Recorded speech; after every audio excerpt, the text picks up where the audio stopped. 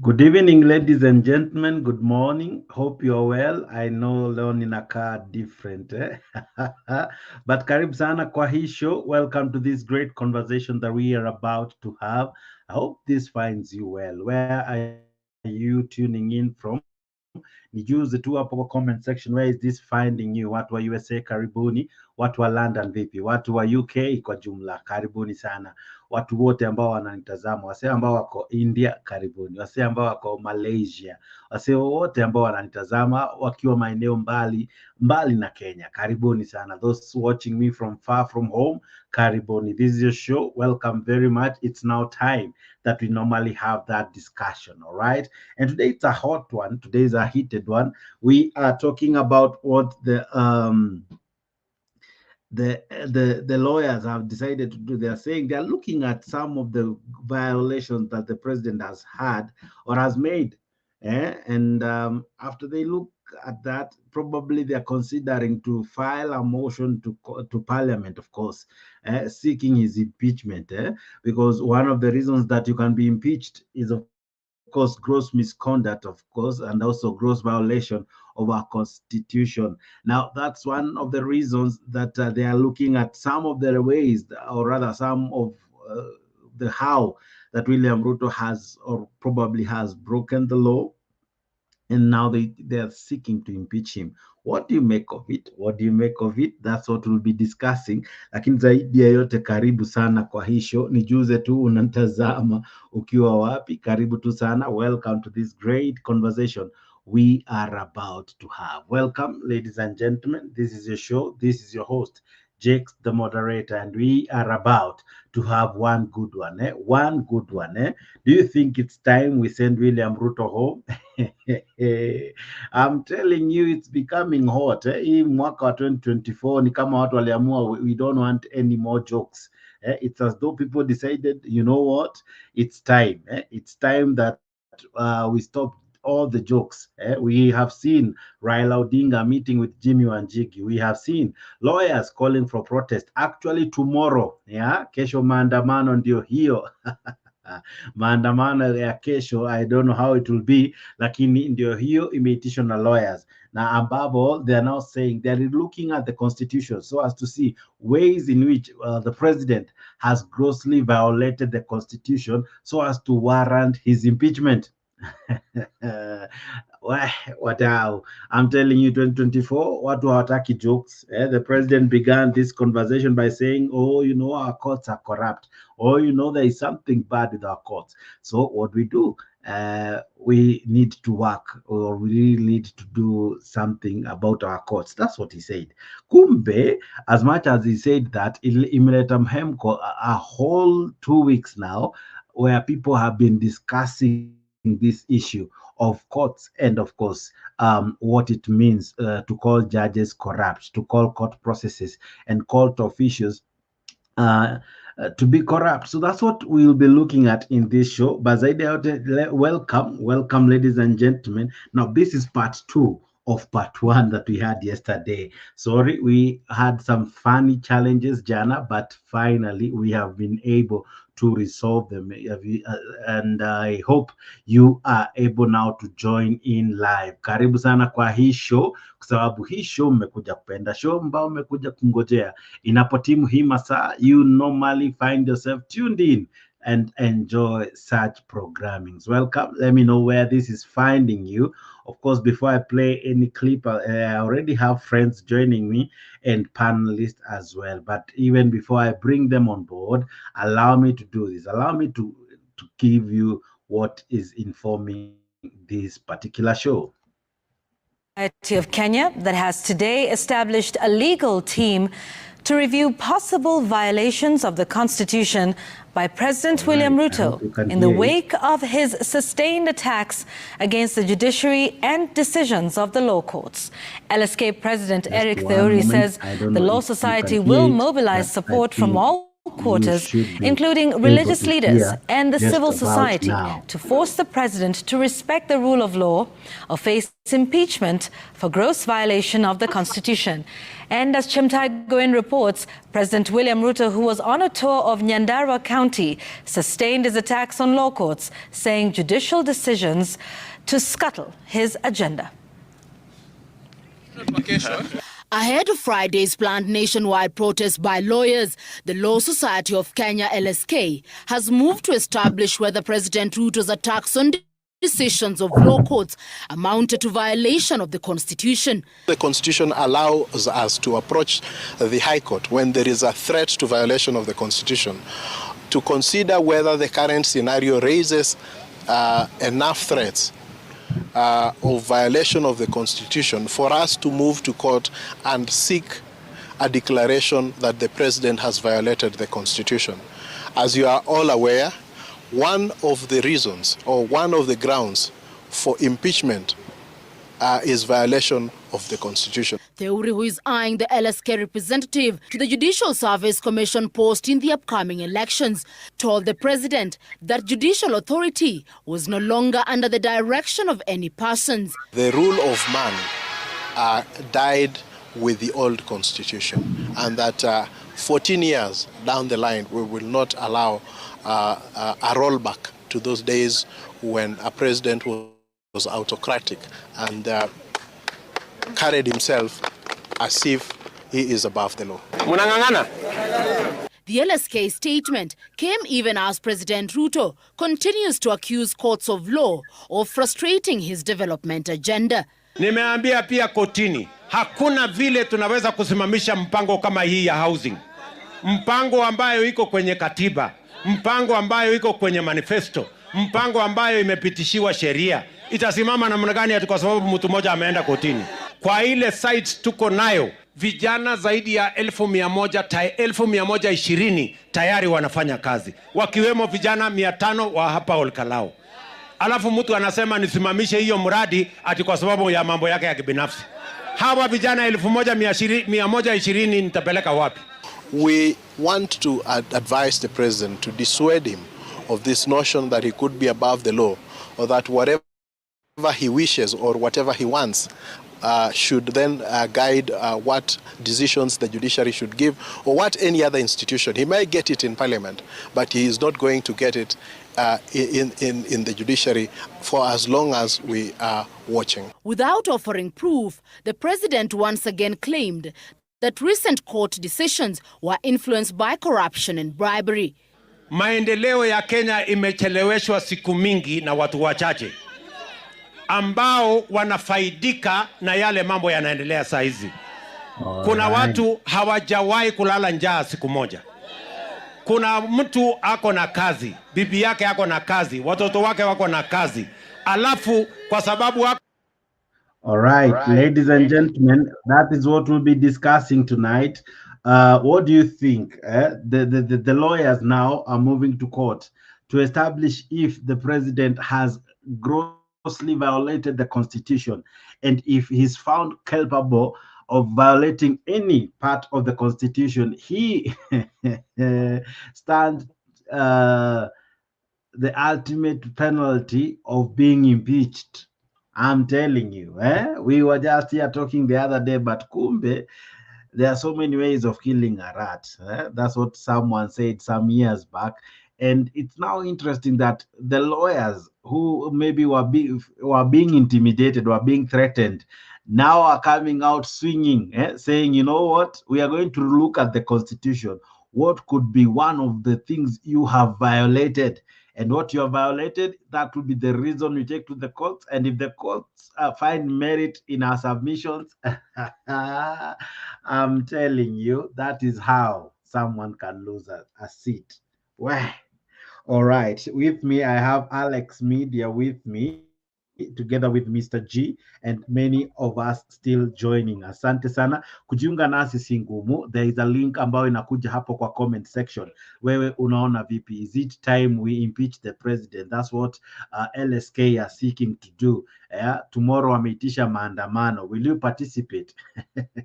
Of course, they'll say they'll be donning in purple ribbons and all. So what do you make of their threats? Is it something that will shake this country?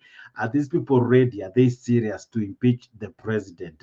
According to sources, any reason that they find and the courts uphold, that alone is enough to impeach the president, because this is what the constitution says: gross misconduct is a reason to be impeached, violation of the constitution is a reason to be impeached. I don't know about you, but I'm telling you, it's becoming messy and muddy as we go on. It's as though kuna jamaa wataki mchezo the president amejitwika juu, gataki jokes, and it's as though as well these other guys hata wao hawataki jokes. All right. Well, what do you make of it? But I hope you will enjoy this show. So zaidi ya yote, like hii video, subscribe to Africa24. Let us have another hot debate, just like we normally do here at Africa24. Consider subscribing, consider making this part of your many channels that you follow every other day. So ikikupendeza, weka like, ikikupendeza weka like. Asante, asante sana. All right. Okay. Now, VP Mr. Alex, how are you? Niko poa. And nakwambia Ruto will not survive for the next 5 years. He has made grave mistakes. And then what I saw in Kiambu, what I saw in Mount Kenya, it shows that Ruto is going home. These are people who have money and they have decided to fight Ruto. All right. And okay. Ruto, he doesn't really care. You know, Ruto is not a very smart guy. He doesn't know how to play the politics of Kenya. Ameweka huko Chirichiri, ameweka Sudi, ameweka Murkomen. Watu wanamdanganya. Lakini watu wengine kama Nyoro, Ichungwa ni watu tu ameweka tu viti wamdanganya. But I'm telling you, what I saw the rally in Kiambu confirmed to me that Ruto is going home. Yeah. All right. I'm equally joined by Mr. G. Mr. G, what do you make of the call by these lawyers to say that, you know what, I think it's time that we consider to relook at the laws of our country, and if there is any violation that the president has done,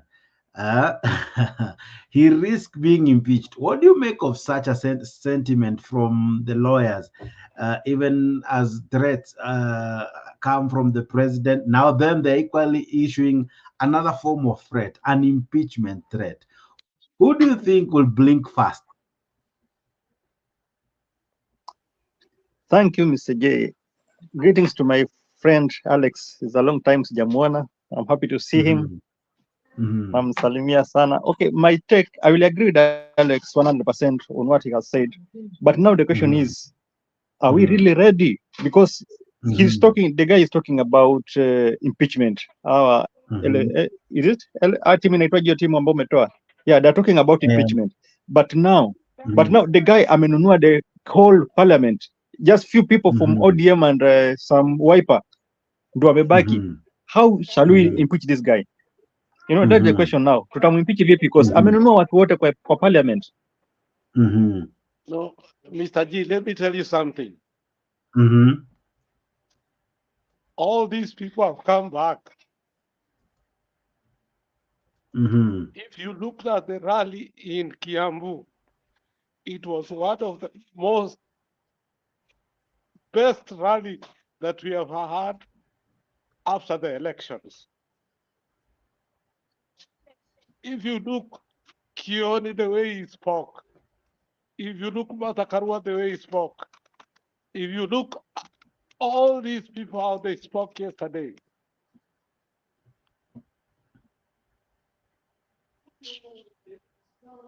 if you look how Kenyans were mad at Ruto yesterday in Kiambu, where he survive? There is no way he's going to survive. This time around, unajua watu walikuwa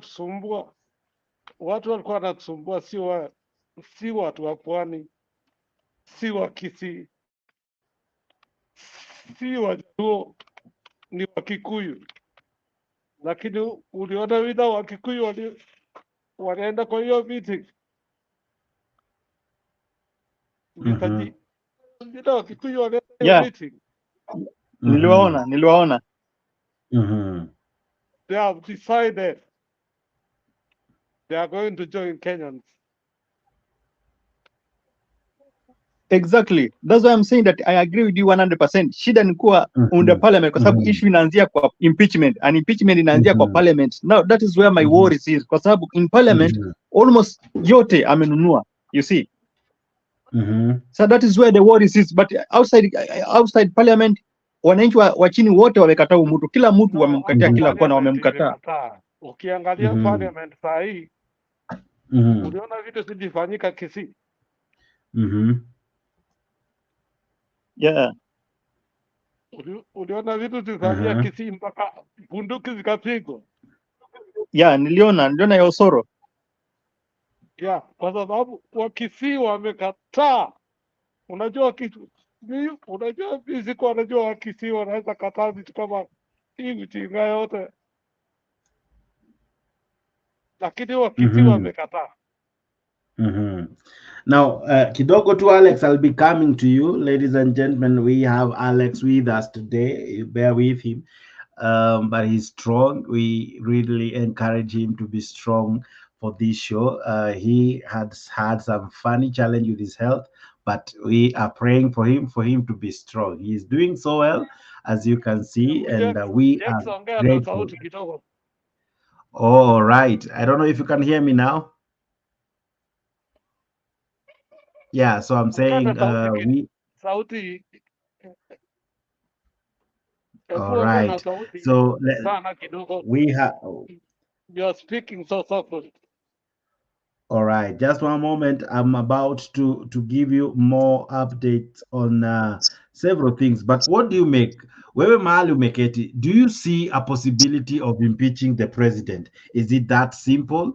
Process ya kumtoa rais, is it that simple? Of course, I'll be telling you what the law says about an impeachment of a president. What is the process that needs to happen for a president to be impeached? Nini ninafaa ifanyike ili president atolewe kupitia an impeachment? Now, of course, impeachment is so different of a president, so different compared to that of a governor. A governor, the impeachment happens at the Senate. For a president, the impeachment happens in parliament. That's a big difference. Number two, the impeachment of a president has several stages, including a committee that can listen to that petition. Of course, they will be equally voting, just like it happens in parliament. And when we have a majority who vote in the favor of his impeachment, I tell you, that's how a president can be impeached. I'll be reading the constitution and equally reflecting it to you. But what do you make of this threat by the Law Society of Kenya, saying that, you know what, they'll be looking at the law, they'll be looking at the constitution. For the first time, yes. Yes, for the first time, government has agreed with LSK that this guy is wrong. He cannot become the president of Kenya. For the first time. Unajua Koome ni kama alikuwa bibi ya Ruto. Lakini for the first time, he has agreed that what did you just say? Ruto must go.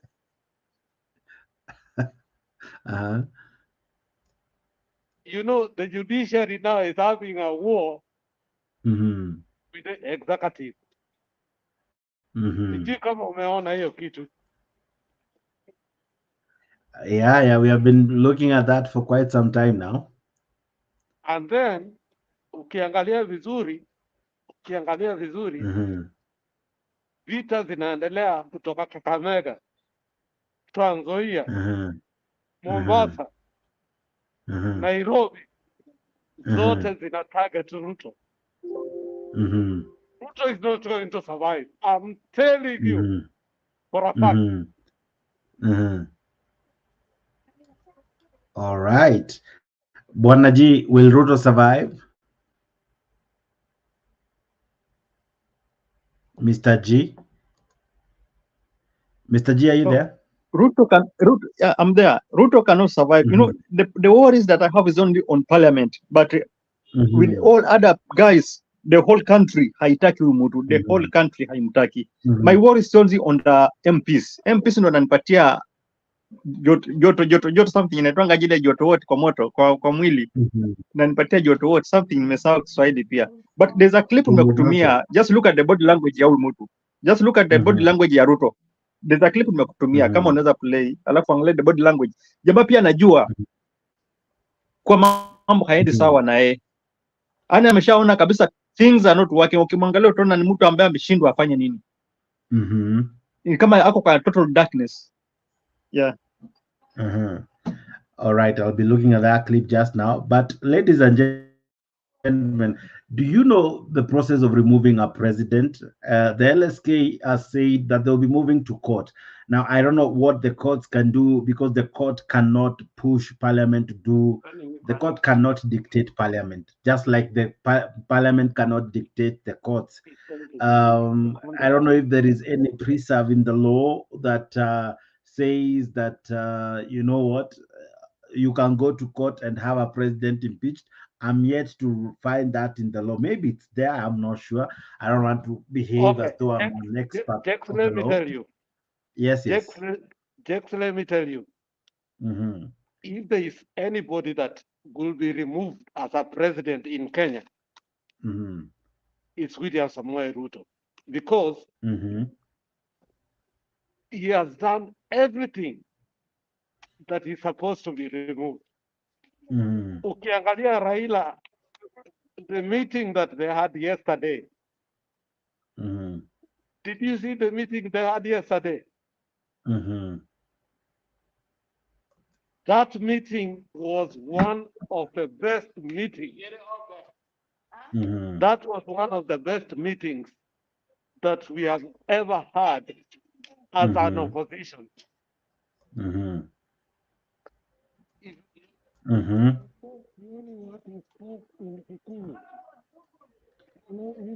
Sorry? I know Kikuyu kidogo. If you saw what Martha Karua spoke, if you saw what Raila spoke, and all that, Ruto should be scared. Because these people are not joking around. Bus station downtown. You take the C line or the D line. These people are not joking Sorry, around. we can't hear you, Alex. No, I'm saying these people are not joking around this time around. They yesterday the meeting that was in Kiambu, Nyahururu, and in Central, you could understand that the people were mad. You know, before it used to be Nyanza, it used to be in Kakamega, it used to be in Kisii, but now it is the people who are most affected and mad are from Central. And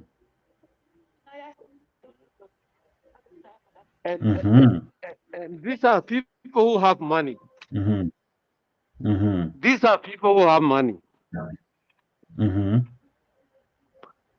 Ruto is not going to survive. I'm telling you. by 20. If the maandamano for Monday happens successfully, as Raila said, this guy is going home. I'm not lying to you. Yeah. Because the maandamano for Monday, you know, previously it used to be Luos, Kisses, and people from where? And people from Western.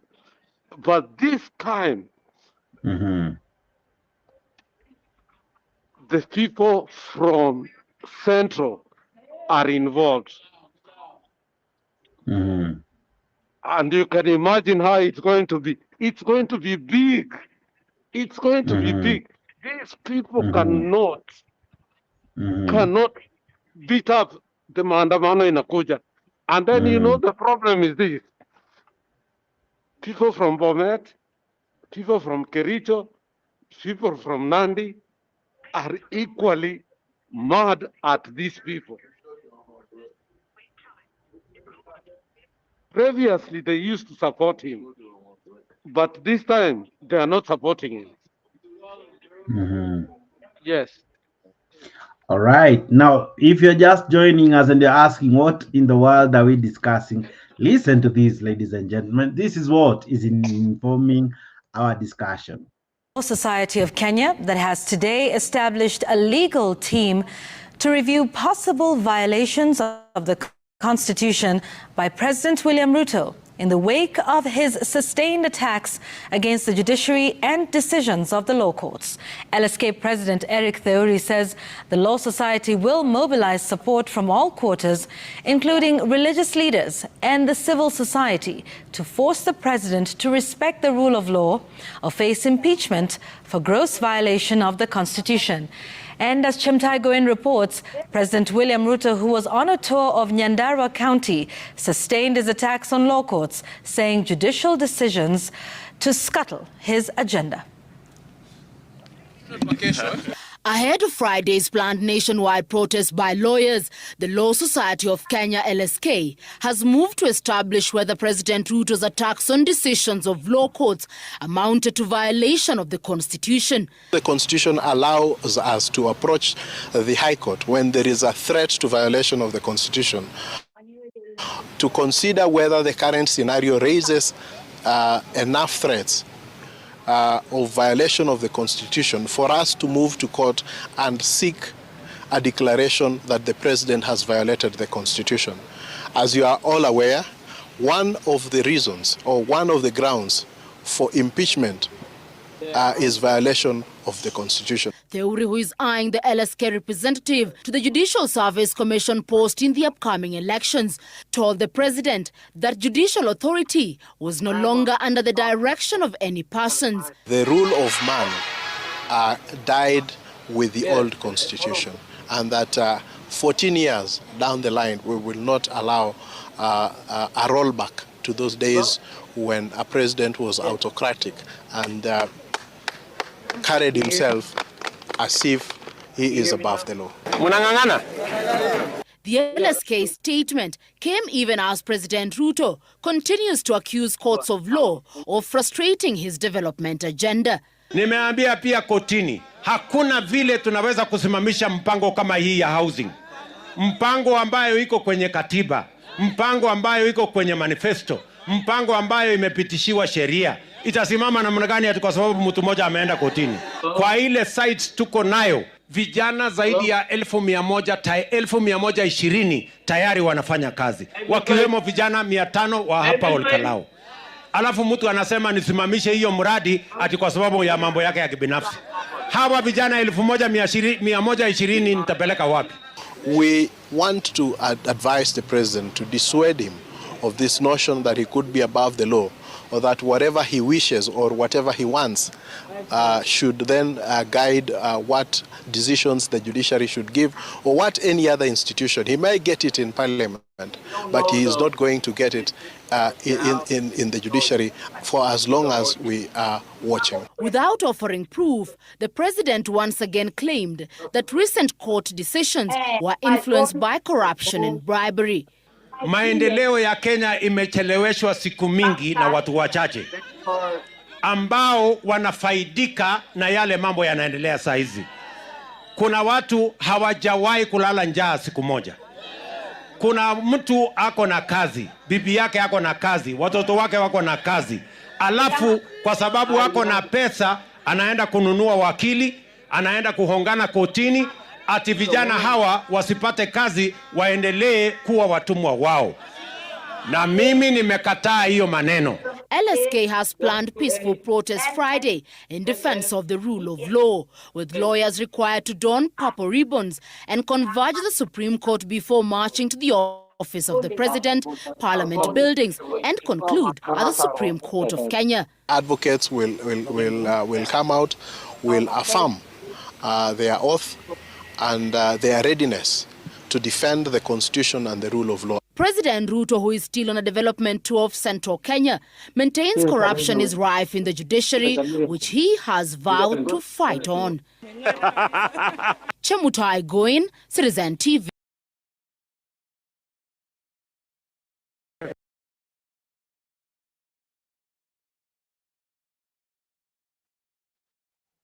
Jex, you are muted. Hatukusikii.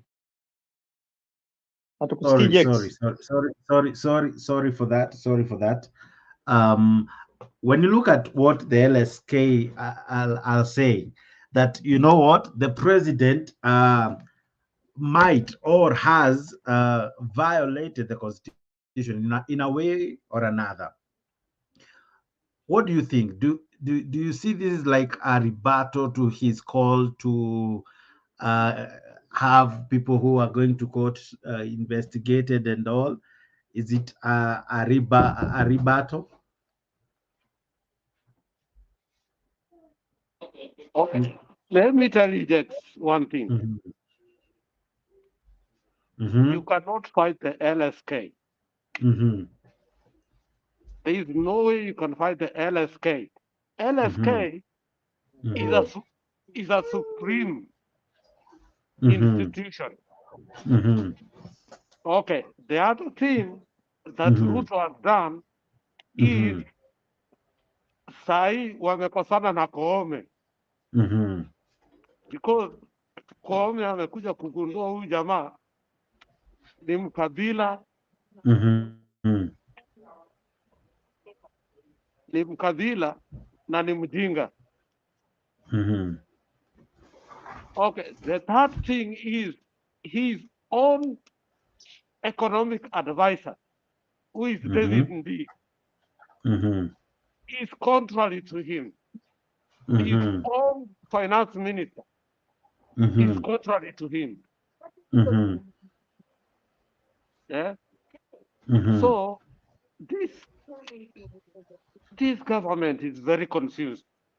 The people that are advising him, according to what I saw, there is a Sudi, there's Murkomen, there's Chirchir. At least I can trust Chirchir because Chirchir was educated. At least I can trust Murkomen because he's a lawyer. But how can you trust Sudi? A semi-permanent illiterate person, semi-permanent. There is no way he can get out of there. All right, ladies and gentlemen. Okay, I'll be coming to you just now, Bwana Alex. Ladies and gentlemen, we are discussing this, what the LSK is asking for, an impeachment of a president. It's not just a walk in the park. This is not something that happens every other day in Kenya. I think the Moi people tried, but they never succeeded.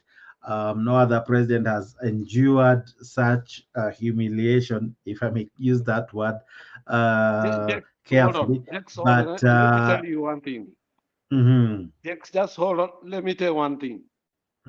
Moi could not even handle Raila. He had to give him a position in his government as an energy giver. And it will be what? Do you know how Biwott was powerful? And then Uhuru Kenyatta akajaribu kupigana na Raila akashindwa. The meeting that yesterday happened, I'm telling you, it is the matter of all things. And then hii maandamano wamepanga Monday. Ruto atalia. All right. Ruto thinks that it's a joke. Kenyans are mad. The same way you are mad. Wacha nikuulize Jex. Kwani wewe uko na pesa? Jex, uko na pesa? Hakuna Mkenya ako na pesa. Even the day that Ruto had that was December. The media nini alisema, when he finished, he said Kenyans do not have money in their pockets.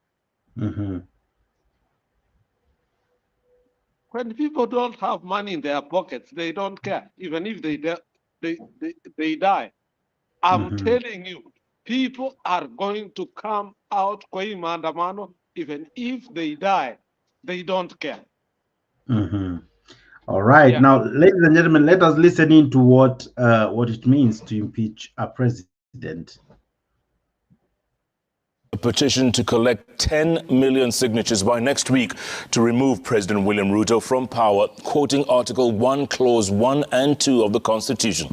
However, the Constitution says the president can only be ousted by way of Parliament, and only by two grounds: by impeachment and incapacity. Well, in the case of impeachment, a legislator supported by at least a third of all MPs moves a motion for impeachment on three grounds. They include gross violation of a provision of the Constitution or any other law, serious reasons for believing that the president has committed a crime under national or international law, or for gross misconduct. Now, if the motion is supported by at least 2/3 of all the members of the National Assembly, the Speaker will relay the information to his Senate counterpart within 2 days. And within 7 days of getting the National Assembly's resolution, the Senate Speaker will convene a meeting of the Senate to hear the charges against the president. Now, the Senate, by resolution, appoints a special committee comprising 11 senators to investigate the matter. The special committee is tasked to investigate and report to the Senate within 10 days on whether it finds the allegations against the president to have been substantiated. The president has the right to appear and be represented before the special committee during its investigations for them to determine one of two things. And in the case that the special committee finds that the particulars of any allegations have not been substantiated, no further proceedings are to be taken under Article 145 in respect of that allegation. And if the special committee finds that the particulars of any of the allegations lodged before the president have been substantiated, the Senate will allow the president to be heard. Now, after this, the House will vote on the impeachment charges. According to the article, if at least 2/3 of all the members of the Senate vote to uphold any impeachment charge, the president shall cease to hold office. All right, so let's quickly take you through the other case in which the president can be removed, and that is incapacity. According to Article 144 of the Constitution, this will be on the grounds of either mental or physical incapacity, hindering the head of state from performing their duties. Well, this process goes through Parliament, the Chief Justice, and a tribunal that prepares a report to determine if the president is capable or not. Now, the MPs would then vote on the report if it deems the president incapable. And if a majority of all the members vote in favor of ratifying the report, the president shall cease to hold office. All right. Now, that one means a lot. That one means a lot. Mr. G, when you look at the process itself of impeaching a president, can you even think about it? Because Parliament is so divided, Senate is equally the same. Can you even can that ratio be raised? Yeah, we can raise the issue. We can raise it, and it's a concern kwa sababu at the moment tunaona ni kama the guy, he's a confused man. Sasa sasa unaona hata akiongea he's talking akiwa na hasira sana. Kila mahali ambapo anaongea he's just talking na hasira. That's why I shared that video ambayo nilikuwa nataka uplay but bado ya play. Ukiongea ukimsikiza vile anaongea, he's talking with a lot of pain. Yeah, the guy is talking with a lot of pain. Na wakijaribu kumcompare on the same situation na venye Uhuru hapa anaongea, tunapata Uhuru was talking with some confidence na akiwa amerelax, akiwa ana rejoice, yani akiwa na raha akiongea na watu, but this guy anaongea akiwa na hasira fulani, yani amekasirika because his things are not working. There's something that I want to introduce in on the same issue of impeachment, kwa sababu tunapata the guy is more of ana believe in lies than any other thing. Amesimama akatuambia economy iko sawa, na tukiangalia economy inaendelea kuwa mbaya kila siku, every time and then inaendelea kuwa mbaya. Juzi akiwa anaongea kwa baba ile kaunti yake ya red, alisema kuwa kwa sahi deni, yani out of 10 shillings 7 shillings inaenda kwa deni, 3 shillings inabaki. Sasa tukijaribu kuangalia hii 3 shillings itatusaidia wapi? Tunapata tunaharibiwa, yani 3 shillings haitusaidii mahali popote, in fact tunaendelea kuangamia. Na tukisikiza vile nani kwa anaongea, tukisikiza vile Wanjigi kwa anaongea, Wanjigi is a man that is good in economy, is a man who is good in business. He can project and see how things work in business sama ni economy. Ametuambia kuwa we are failing, na in fact it happen in the next 2 ama 3 months Kenya itakuwa inaangamia kabisa. So the best thing kufanya nini ni to talk about revolution. Today we are talking about impeachment. I'm still having that worry kwa sababu ya that division in parliament, because amenunua watu wengi kwa parliament, and parliament ndio kitu ambacho kingetusaidia on this issue of impeachment. So maybe we can talk about revolution. Now, when you think about it, Bwanaji, we have impeached him. Who becomes president? It goes without saying it's the deputy president. Is he the lesser demon? In fact, ikifika kwa huyo deputy president itakuwa sasa tumeingia kwa shimo kubwa sasa hata na kuliko hii. That's why I'm talking about revolution, Mr. Jakes. That's why I'm talking about revolution. Kwa sababu impeachment akitolewa alafu Gachagua achukue, sasa ndio tutakuwa tumekufa. Unakumbuka akiwa watu kule, akiwa watu wake kwanza, in fact his community wakati alikuwa dio. This will be worse kwa sababu he's the enemy of almost every person. So there's a run you can't think vibaya sana. So when we think about impeachment, the country is right for it. We are right for it. But now the problem is that the parliament is tusaidia. The parliament is all right. All right. Ninapata wengi ambao wanatuma ujumbe zao. Naona Lucy Nderito anasema Ruto is a dictator wannabe who is testing the waters. If he is not stopped right now, he's going to be worse than Moi. That is maoni ya Lucy Nderito. Nilikuwa nimeona maoni mengi huko juu, maoni kibao. Acha nirudi juu kiasi, nakwambia ujumbe ni kibao zinakuja teke. Naona jamaa anajiita Ken Sebe anasema atoke.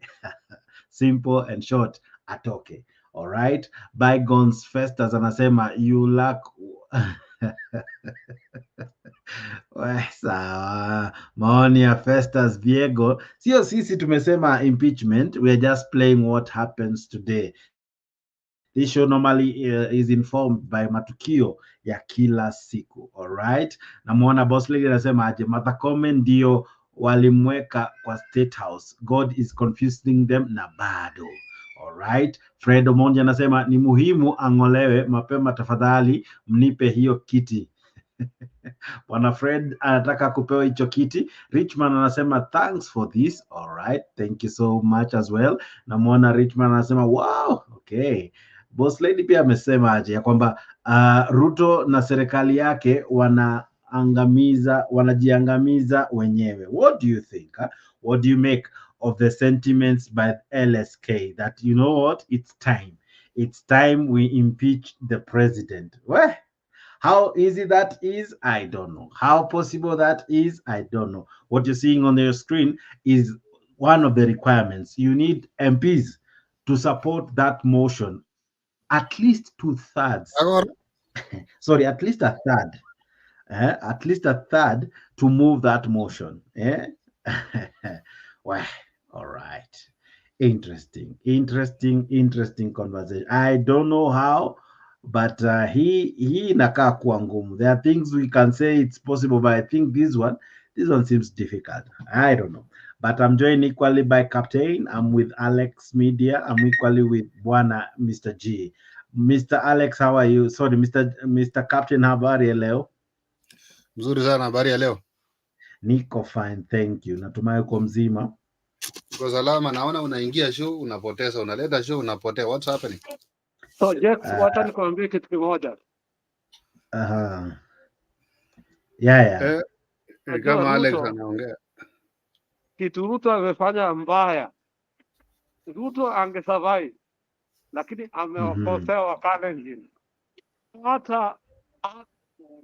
Hata captain atakwambia Wakalenjin wamekasirika na huyo jamaa. Ruto angefanya, unajua Moi hakukosea Wakalenjin hata siku moja. Moi hakukosea Wakalenjin hata siku moja, lakini Ruto na hao watu wake Chirchir, Murkomen, Sudi, I don't think hata captain anawapenda. Very stupid people. Captain, tuambie vile Wakalenjin wanaumia saa hii. I don't know. Captain, talk to me. What do you make of LSK call to impeach the president, Bwana Captain? Before we come even to LSK, you remember the other day when Cherargei was talking of increasing the term limit to be seven years. Wakale walikuja online wakasema nini Eldoret? Hata tunataka ikuwe 3 years. Sio 7 years. These people, we are not happy the way we are being taken. We are just being cheated to wanapeana ma appointments kwa watu wao na ordinary mwananchi hakuna pesa kwa mfuko. Unaona? LSK, in fact they are too late. This thing is too late. One of my relatives was calling me the other day to remove the profile photo. You know, Jakes, you have my number. Even Alex, they see the profile photo on my WhatsApp. That they do not even to see that person on my profile WhatsApp when they are calling me. You see? Sometimes even I create some humor when I put as a background on when we are online like this. Only to test the waters, the deep how deep water it is in a well. People are not happy. Now, after Moi, we've been taken that Kalenjins are not good leaders. I can say we have the best. Only that now William is coming in the public with a lot of anchor. Sijui asira ako naye ni nini, mimi nashangaa sana. Nashangaa sana, sijui ule anataka kufanya nini, yule anataka kufanya nini. Hakuna mtu atafanya kitu. You are the president, you are the head of state. But follow the law and do what is correct to the people. There are some of my people who are there, they are listening on some of us. I know they are not happy, and even they are wondering why I'm talking like this. We are talking facts because where we are taken, we don't know. We don't know. Even if Jakes today you can stand in for presidency tomorrow, I tell you, you'll beat William Ruto with a lot of votes. That is what I can say. Are you serious? Impeachment is a must. It's only that you don't have anything. You don't have a chopper to fly around the country. You see, Didmas Barasa, just yesterday he bought another chopper. I don't know if you are aware of that. These people, they are there to make themselves rich. But ordinary mwananchi, ambapo ni sisi tunaumia. Like there are some other things, even Jakes, we need even to discuss. We say that we need jobs for our people. They go to Saudi Arabia. They go to where they want to take our people to go and work there. What are they doing? Because even you, Alex, and most of the people who are outside the country, they know the rate at which our people are being mistreated in where I am. Let me not quote it.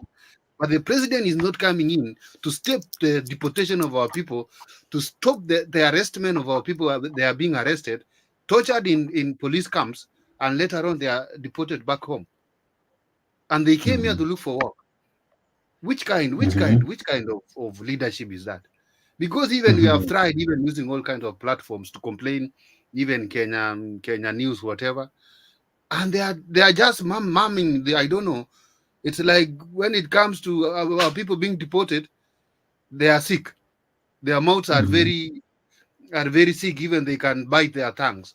But when it comes to taking them outside the country, then now they are very loud. But I'm asking you, what are the Kalenjins saying about Ruto right now? Because I've said that, Alex. I've said we want this thing. We want this man even out. Don't come. You are building houses and the people are angry. You see how many controversy is going on, and then the T is going down, and then KCC is going down. There is nothing he has built in Eldoret. There's nothing he has built in Kericho. There's nothing he has built in Bomet. Uliona ile hata ile siku Chirichiri alienda Bomet, watu walipakataa. You know, Alex. We are not pleasing anyone here. We are saying facts. Our people are not happy the way the government is being run. Our people are not happy the way the economy is going. When LSK, they told me, Cheregai the other day said, and it was true, Kua Murkomen took 100 million bribe. 100 million. Murkomen now, I think, is there to make himself rich, because I'm told also he's another chopamaniac person. He's having now 4. A very young guy like that, a very mtoto. The way Raila was telling someone, when mtoto mdogo sana, unakuwa na chopa 4, hiyo pesa zinatoka wapi? Hizo pesa zinatoka wapi? It is so disheartening, or it's so hurting when you see some people in comment section, I don't want to mention by their names, supporting what's happening, because the person who is the minister in that docket is from my own tribe. I think you must be mad. You must be mad by yourself. You're supporting that one, you are mad. All right. Now, Bonaji, let me ask you this. You can answer that. Bonaji, let me ask you this question. When you look at the process of impeaching a president, at one point, we will need the speaker to, if, for example, the motion goes through, the speaker will now take it to Senate, and the Senate will equally form a committee, then, of course, eventually vote. Wetangula, the man who campaigned with Ruto, do you think he has the ability of doing so? As much as I even don't know if it will fika hiyo level ya kupata the numbers required to impeach a president. It is not as easy as many would want to think it is. But Jex, did you ever imagine that Kome atakuja kukosana na huyu mtu? Did you ever think that Kome atakuja akatae mambo ya huyu mtu kweli? For me, I don't imagine. I have never. Were they friends, for starters? Let's begin from there. Were they friends? Because this is a person. They were friends. By the time he was calling our petition hot air. But you see, Martha Koome is a product of Uhuru Kenyatta, and maybe by the time she was coming, the top on the table was the story of BBI, and maybe alipowekwa hapo walidhani this is the person who will help them, all right, only for her to squash 2 bills before her, or rather 2 petitions before her, the BBI petition and, of course, the election malpractice petition. Jex, let me confirm to you one thing. Ruto and Koome sleeps together. Really? Yes. And then when he realized that the judiciary is going wrong because of their relationship, he decided to start reforming the judiciary. And Ruto was not happy with that. And that's why, because the first thing Ruto did, remember, when he was inaugurated, he gave the judiciary 800 million. You remember that? Mm-hmm. Do you remember that, Jakes? Yeah, I do. So, but the LSK told Anaito Nani, Koome, if you are going to continue this way, including David Ndi, this country is not going to be okay.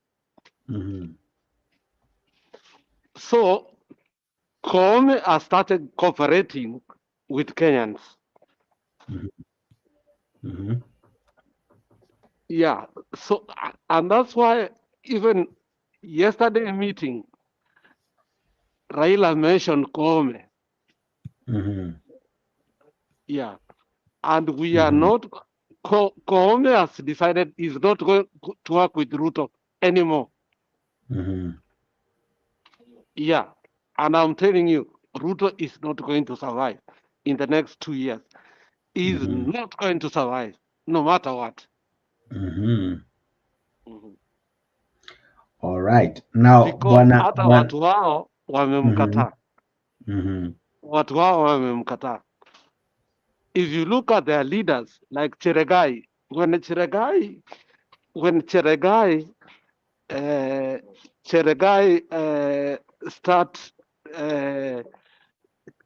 starting anaanza maneno ya Murkomen, si ati ni Cheregai, si ati ni Murkomen, ni Ruto. He's criticizing Ruto because Ruto is not doing the right thing.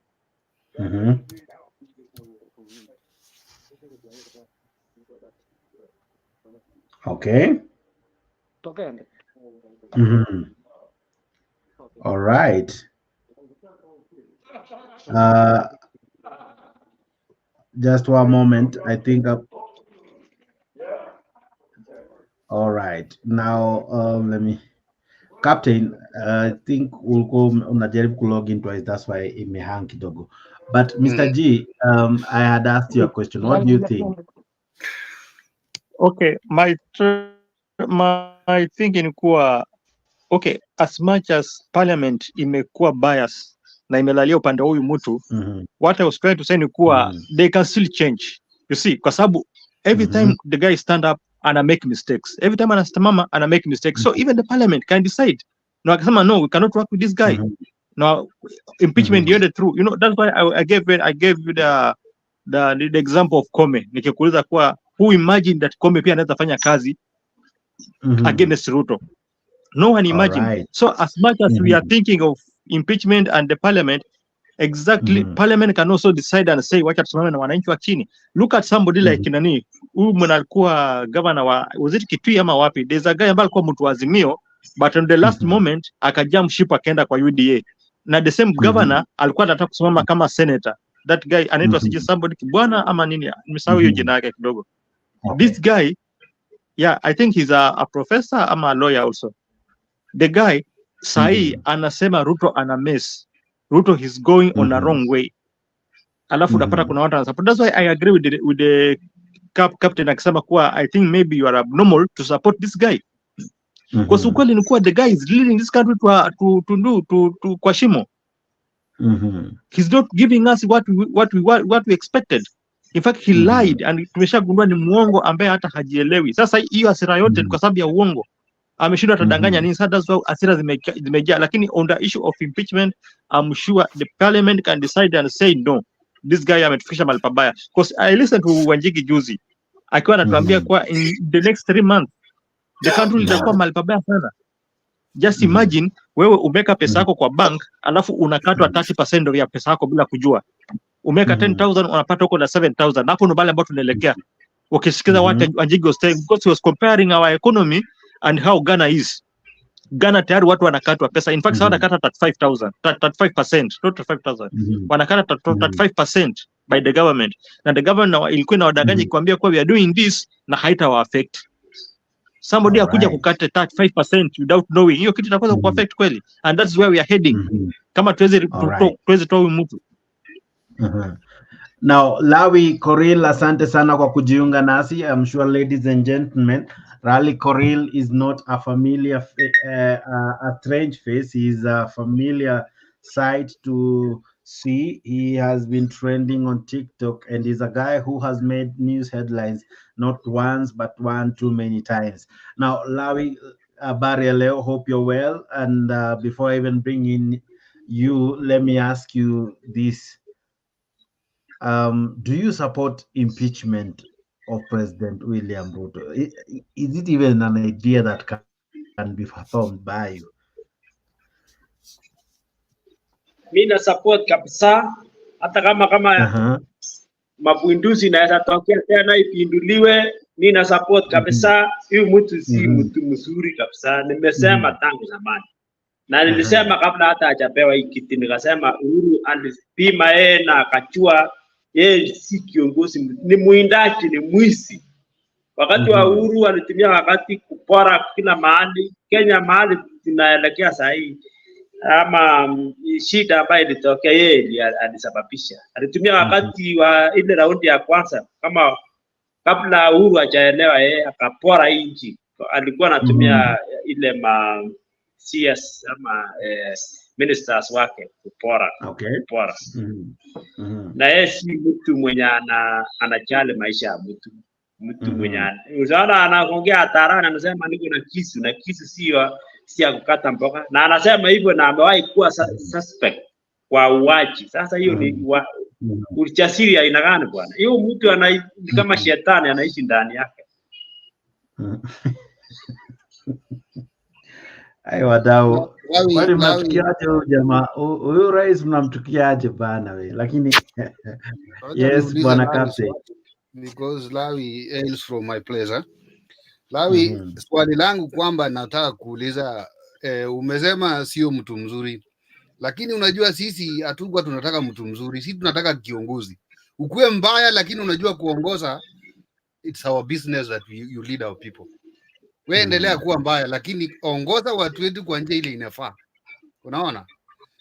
Kuna watu viongozi wale tunajua ni viongozi, lakini unakuja kila mara unatukasirikia, unasimama juu ya hiyo mijengo zinaendelea unakasirika.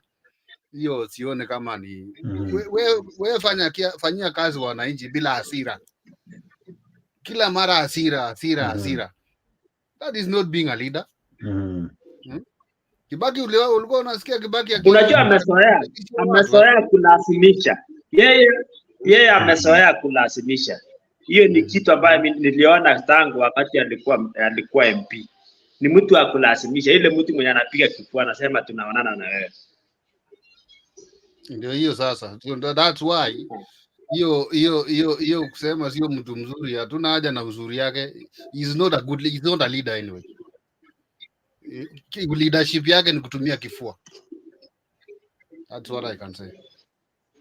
All right, now let me ask bwana Lawi, kwa ground kwa sababu najua uko kwa ground, ilienda aje ya kwamba wewe ukiwa kwa ground, I'm sure you meet former or current UDA supporters, maoni yao ni yapi? I'm sure uko maeneo ambayo UDA walijituma, walijichocha kabisa, na kwanza tueleze uko county gani? Sasa msimamo wao uko vipi? Wengi wao hawataki tu kusema. Wengi wao wananiunga, ananiambia uliangalia mbele. Wengi wao saa hii anaona kama mimi ni nabii. Tunaongeanga na hawa, saa zingine hata wanani support, kunipea bundles. Saa zingine hao wenye wa UDA anani support, saa ile mimi naenda Harambee. Sasa kumaanisha hao watu sasa amegundua kumbe huyu mtu si mtu ambaye hawana matumaini sasa kwake vile alikuwa na matumaini wakati alipea.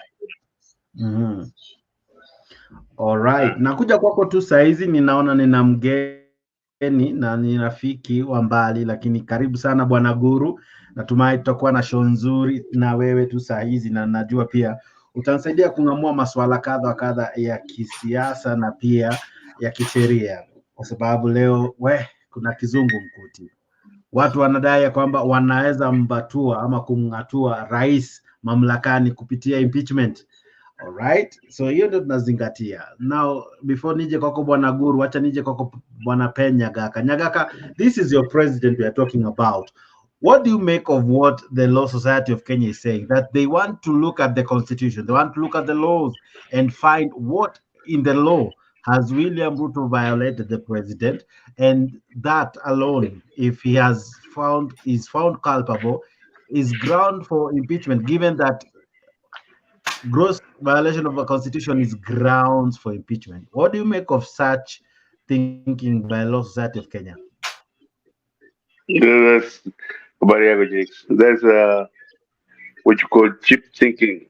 Kama ya huyo ananikiita sijui Lara sijui nani, huyo amesungumusa ati wacha nani Ruto au impeach. Hiyo tunasema bring it on. Hakuna kitu kama hiyo. You're wasting your time instead of concentrating on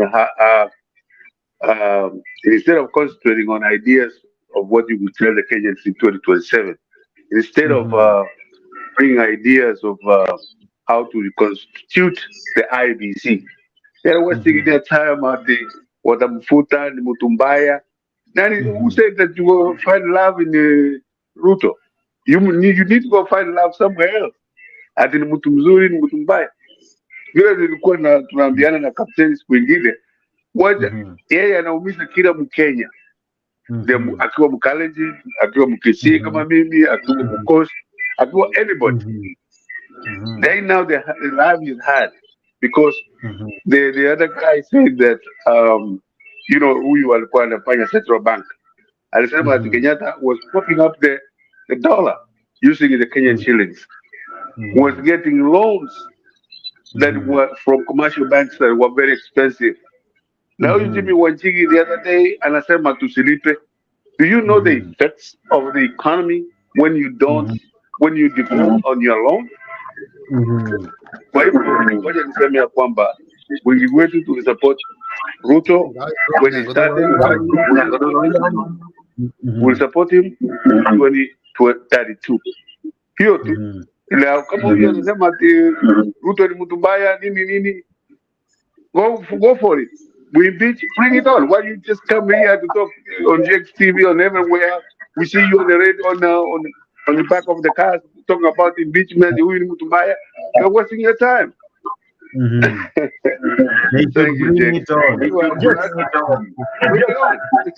Anaitwa Bwana Penya, bring it on. Alright. Thank you very much. Jex, I have a question. Mute your mic, Bwana Nyagaka. Jex, I have a question. Just one moment before the question, Bwana Nani. All right. Okay, go ahead. Okay, my question is to Mr. Nyagaka. Yeah, my question is to Mr. Nyagaka. He's saying that maybe ati nani anaitwaje anasema Wanjigi amesema tusilipe deni. Now my question is, Mr. Nyagaka, the issue ambao nani anaongelea, ambao Wanjigi anaongelea kuhusu the deni, anasema we need to do a forensic investigation to our debits. Tukipata ikiwa dubious, wakati tunapata ikiwa dubious tukatae kuilipa. That is what nani is advocating for. Mr. Wanjigi is advocating for. You cannot pay something that haujawiwi. There's a lot of noise. Nyagaka, kindly mute your television.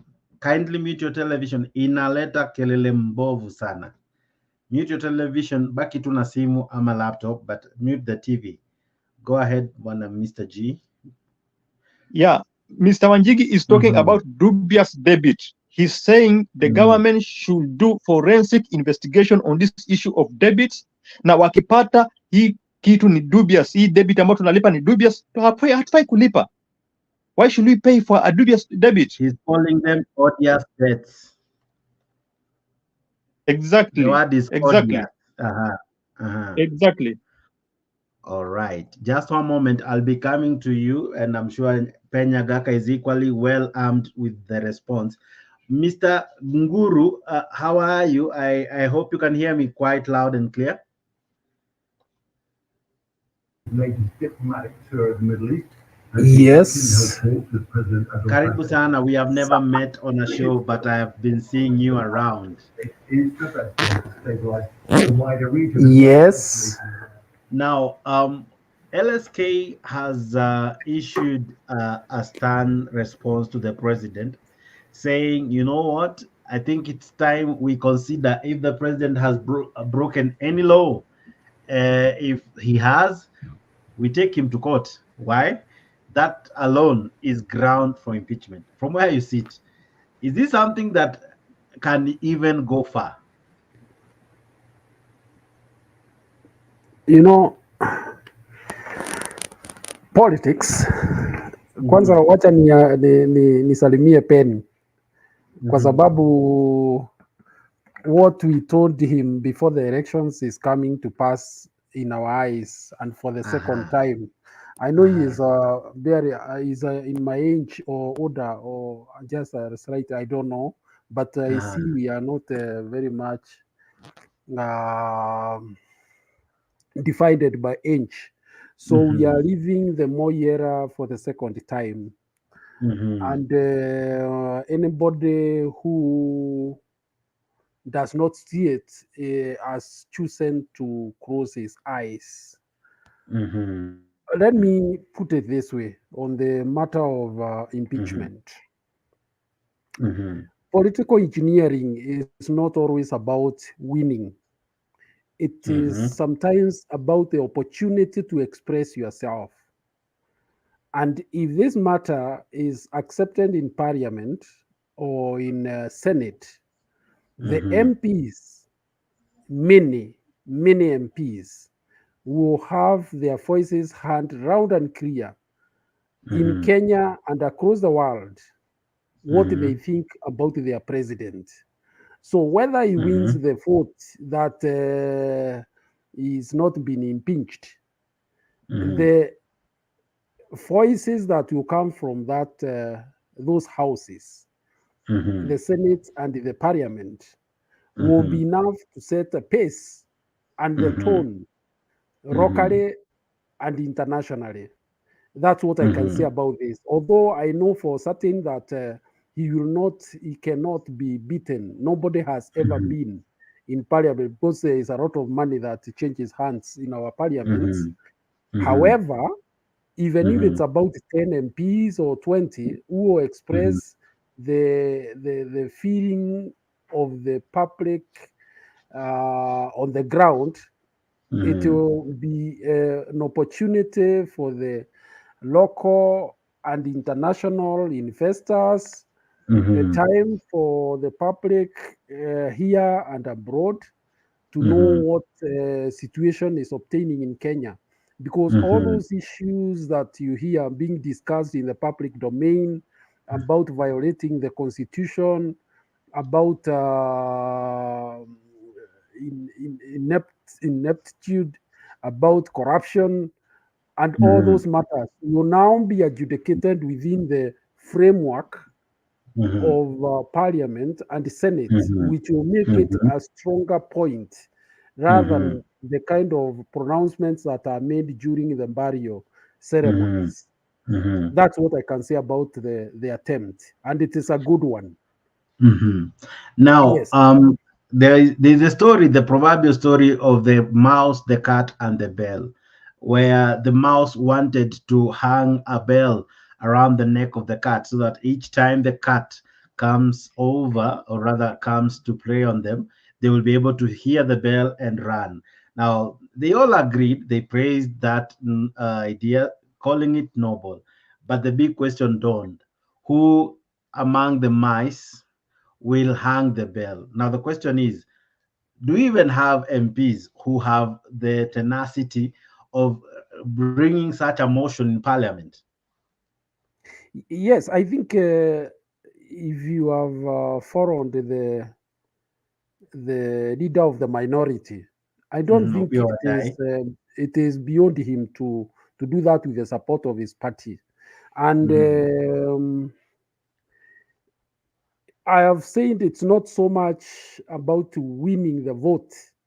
It's about giving opportunity to MPs to express themselves on what they think is going wrong in the country within the framework of the Parliament and the Senate, so that it is taken seriously here and abroad.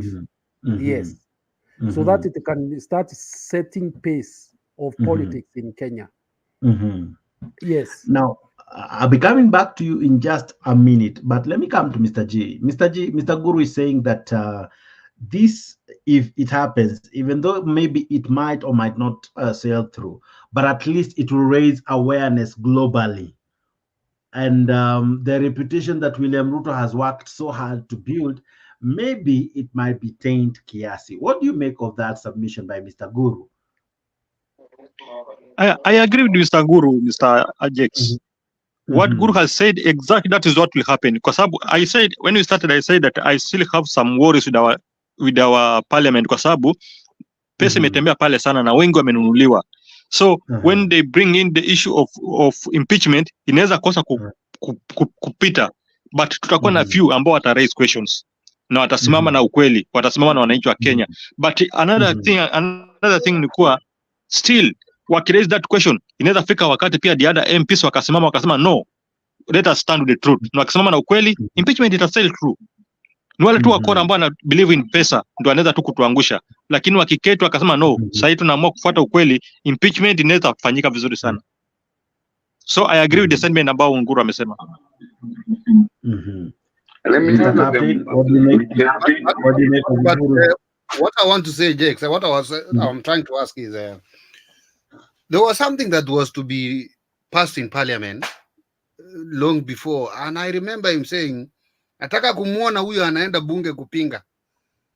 Nani huyo? Finance bill. It was finance the finance bill. Very good. Finance bill. That is now, it was a finance bill, not touching on him directly. But this one now, we are talking of him as the president. How will it go? As somebody has talked about the speaker, Wetangula, who is supposed to conduct the other speaker on the other side of Senate, how will it go? Mr. Guru, how would it play out?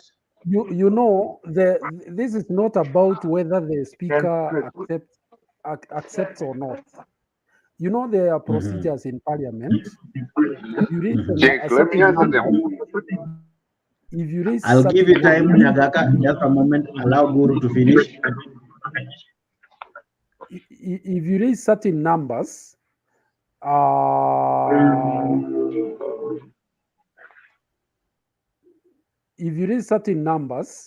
you automatically get your motion accepted in Parliament or even in Senate.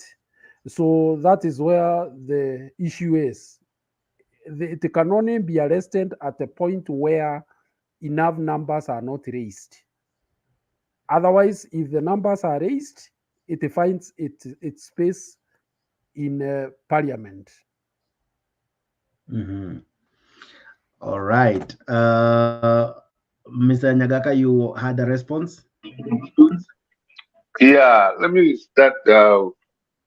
Wao wameniuliza maswali, meniacha mpaka nimesahau, lakini Mr. G,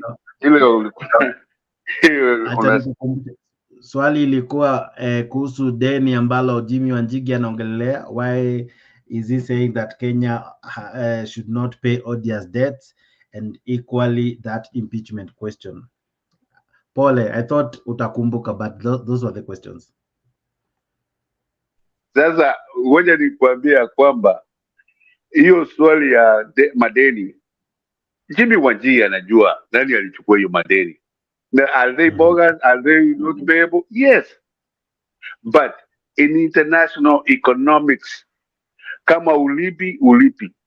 Vile wale watu walikuwa advance hiyo madeni walichua utalipa. Na sasa we have a new government. If Jimmy Wanjigi is challenging that we should not pay Kenyatta's bills, then Kibaki could have refused to pay Moi's bills, and Moi could have refused to pay Kenyatta's bills. And you can find a way out of it. Lakini the good law,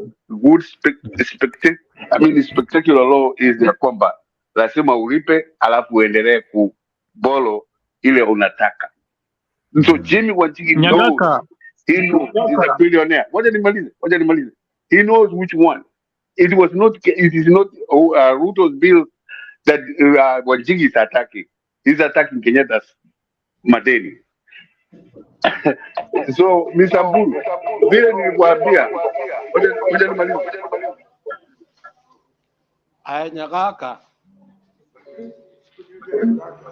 Nyagaka. Stop lying.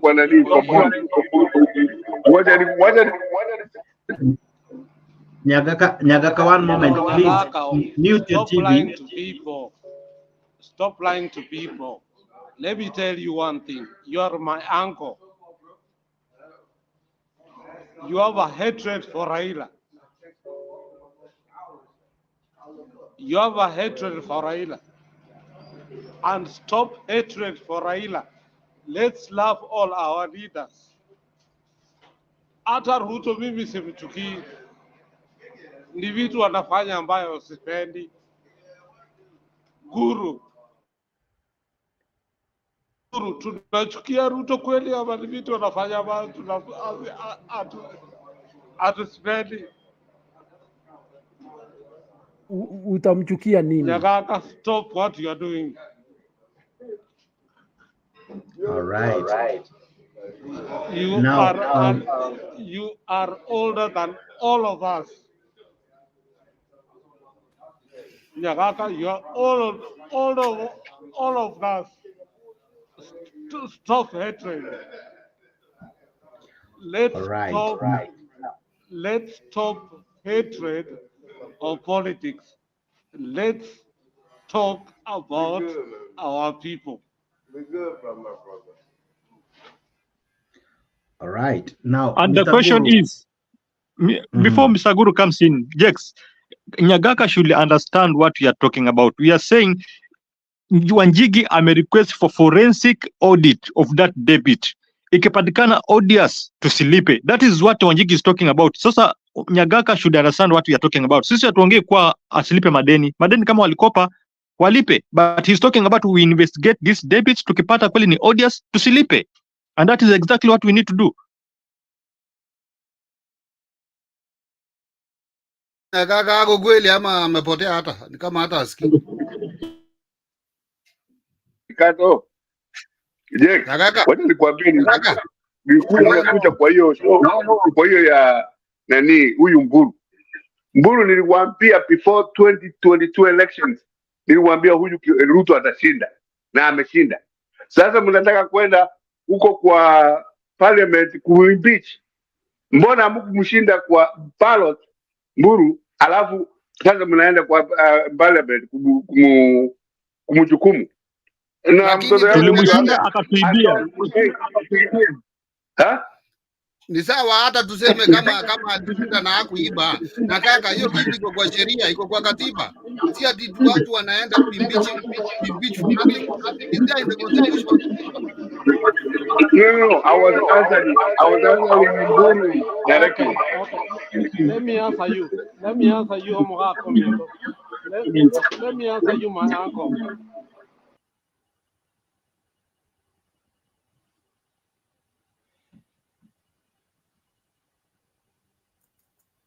I think Alex has disappeared. I think Alex is out. Alex is out, I think. Waje niwaambia kwamba Mburu, kama Mungu tushinda, give us the 5 years the constitution gives. Alafu mushinde. And I just told you, instead of right now focusing on IBC, of how you can challenge this gentleman according to the constitution you just wrote in 2018. Na kama Alex anasikia, mimi I don't hate Ruto. I mean Raila. And I'm not talking about Raila today. I was answering maneno ya hiyo forensic nini madeni. Niyo nilikuwa nasema Jimmy Wanchigi is senior enough, he's a billionaire. He knows who put what. He's the one who supported Ruto and Kenyatta. So hiyo madeni ambayo anataka use code word forensic sijui nini, ni just that. He knows who took the loans. Na hiyo hatuwezi, we cannot stop from paying those loans. We'll pay the loans even if they were whatever, alafu we can be given leeway of asking loans anywhere. Na huyu vijana yangu Alex nijua ameleta kutoka wapi ati aheti Ruto Raila. Raila is not a god. Kama huyu nani Ruto anakuja Aramashaba. Do I hate him? No. Na if I ever meet him, I will call him Aramashaba. You know, the way a lot of ODM Masimio people take Raila as if he's a semi-god, I don't. I was there when his father was forming Ford Kenya. It's true, I'm older. I was there. After my uncle was he was assistant to Ogingo Dinga. He was using my car to do all this. So I don't hate Raila. He didn't go to Bondo and relax. That's Alex of America. How many presidents has he seen? So, yangu ni kusema tu, Jakes, let us be very clear to the point. The government is given 5 days according to the Constitution of 2010. Alafu mukishinda mshinde. You are now focusing on following this gentleman anywhere he goes. Well, do it. I mean, Kapteni, they have a right. They can go to parliament. You did Lusema, and the parliament will impeach. You have a right. It is written in the Constitution. But bring it on, my friends. Thank you, James. All right. Nyagaka says bring it on. Okay. Nyagaka, kindly mute your TV. In a letter, a very bad echo. Welcome so much. To ask us to bring it on. We will bring it. Just one moment. Oh, sorry, I was welcoming Kenya Mandamano, but she seems to have fallen. Mr. Guru, I want to come to you with this question. At what point do we feel that our parliament is held hostage? Because even when we have needs as Kenyans, even when Kenyans, maybe many, if they asked, they would ask for that impeachment. But our parliament seems to be held hostage. What can Kenyans do, really, in the event that we would want it to happen, but our parliament has been held hostage? You know, first of all, let me disabuse Nyagaka that the elections of August 2022 still remain very contentious, and therefore nobody can talk about winning in real sense. There are very many uncertain things, and they are actually, it's now very clear that something terrible happened in those in the handling of those elections. But we as Kenyans, majority of us have just said, okay, let's see what can be done. But unfortunately, what is we've experienced is a nightmare in the last 1.5 years, because nothing seems to be working at all. Not the projects that were left on the ground have stagnated. And there are no new grounds that are being opened. We are just being told about paying debts, which is okay. Paying debts is part of government duties. But you see, the problem of the country is stemming from unresolved political issues, and I will explain how. One, because of the kind of situation we have in the country today, the confidence of quite a number of what we call capital holders is very low on this government. Therefore, if you trace what is happening to the treasury bills and bonds, the current information is that most of those whose bonds and bills are maturing, they are getting their money and demanding their interest and exiting. And they are locals and trying to look for elsewhere to invest their money. Because you see, this government was formed on the basis of fighting those who have money. And the kind of policies that are coming into this government or are being implemented do not entice this class of people to, and they are locals, and they hold sway in our politics and in our business. So, because of that undermining of a crucial class in our country, you are seeing what is happening to our currencies. So, because of that, the government has now resorted to heavy taxation to try to cover the gap that is being left. But unfortunately, the person bearing that burden is the common man, the mama mboga. That heavy burden of trying to fill in those holes that are being left by those so-called, he called them dynasties. So it's a long-running tussle that we don't know where it will end, because the first people who should have confidence in the country are the local investors and the general population, so that you can also attract foreign capital. Yes, that's how it works. Okay. So if over half of the Kenyans are having negative vibes that are being generated across the world, how do you expect people to enthusiastically bring their investment here? It can't work. And you know, also something else is that when a foreign investor comes here, the most likely thing is he's going to ask those who already have invested here. Majority of them are locals, and what they'll tell them is what they'll think is the truth, because they have experienced this market. So this is not a very easy issue that we can gloss over and think that we are headed the right way by chest thumping by a class of politicians, because that is taking matters from a very narrow perspective. And it is now very clear why Uhuru had to go and assuage, even if by handshake, Raila, which I don't agree what people say that Raila joined the government. No, it's whatever could have happened between the two gentlemen had nothing to do with the people coming to government to administer the government. But if he was asking for advice here and there, that one is open to anybody. Even Ruto today can call anybody for advice out there who is not essentially working with the government, but it is up to him to agree to adopt that advice or not. So what we are saying here is a serious matter.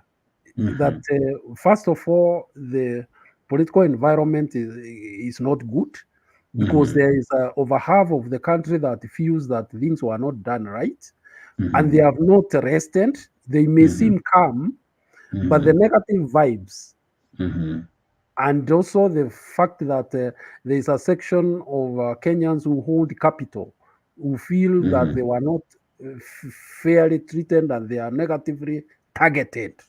This will be our downfall as a country. We have walked that path before. We had the late Daniel Toroitich arap Moi. He came. He actually brought policies that crippled down financial institutions owned by indigenous people and many other industries that went down. and it took many years to bring back the economy to its level. So when we talk here, Kina Penn, he's been in this economy. He knows we have traveled this road before, and that's where we are. Unfortunately, right now, not unless the local capital is feeling satisfied with the market and it can generate positive vibes out there, we are not moving anywhere. We are not going anywhere. Now, I wanted to have Madam Mandaman next, but I think she's having challenges. She keeps on dropping. But on that question of those who we may perceive the haves versus the have-nots, with the current happenings, are we attracting more investors? Are we attracting anything that would resuscitate our economy?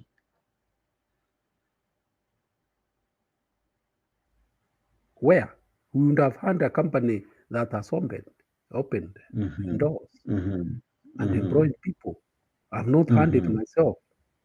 If anything, we have hand of Croatia. Right now, Smith Crime has left the market. Delalu is leaving the market.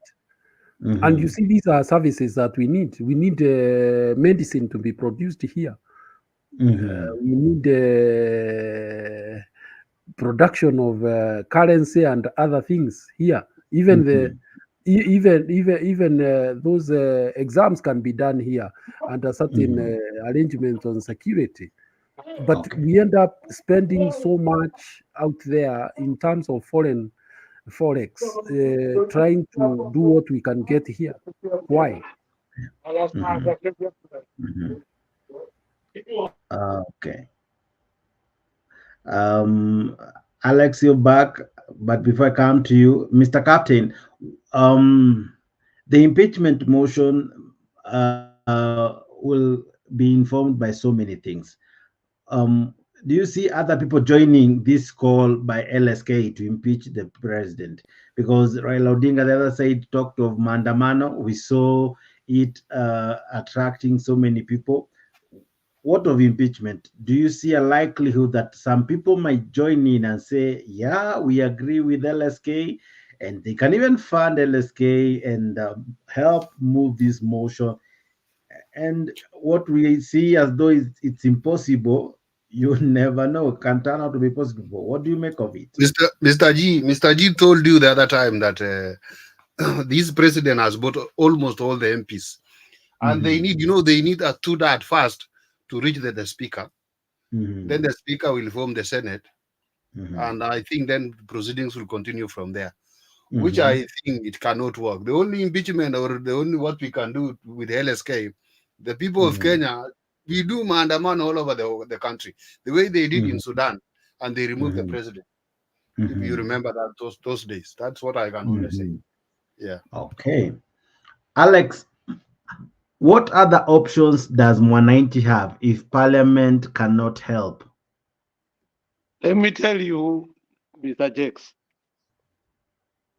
the subsidies when they were removed and all the things that the school fees that was added, Mwananchi is mad with Ruto. We don't need anything that what my friend has said. Ruto can be removed anytime. Ruto has no capacity right now to become the president. What I saw in Kiambu, Guru, did you ever know that what Kiambu could do could have been done? Yesterday, what we saw, it was an indictment to Ruto.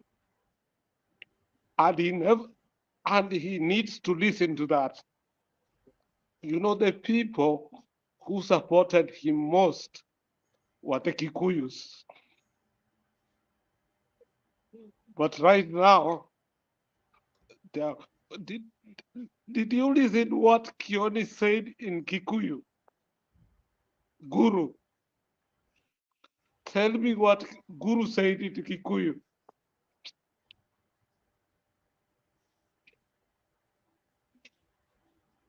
Is this?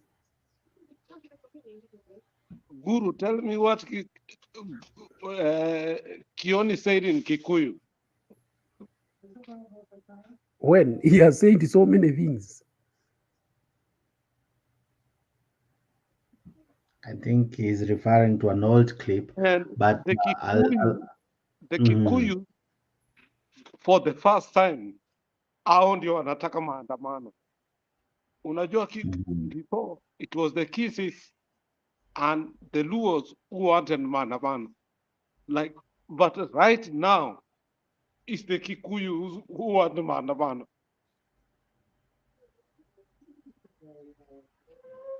Guru, do you know that? True. That's true. That's true. Now, Guru, what is happening in the mountain? Because Alex, I'll be coming to you. Just pause from a minute. Let's ask this question to Mr. Guru. What could be happening to the mountain? Because at the mountain is where either many say it's where. Let me finish my point. Okay. Guru, nyinyi watu wenu walikuwa nasema nyinyi ndio watu wa biashara. Saa hii nyinyi ndio mnataka maandamano kuliko watu wote Kenya. Wakati niliona hiyo kitu ya Kiambu, Kirinyaga, nilishtuka sana. Mulikaribisha baba na roho yenu yote. Uliona hiyo kitu?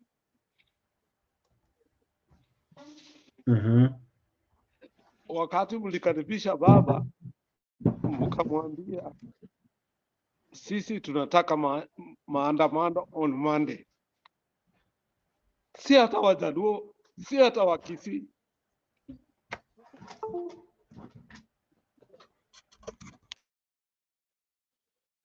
Yes, it is true.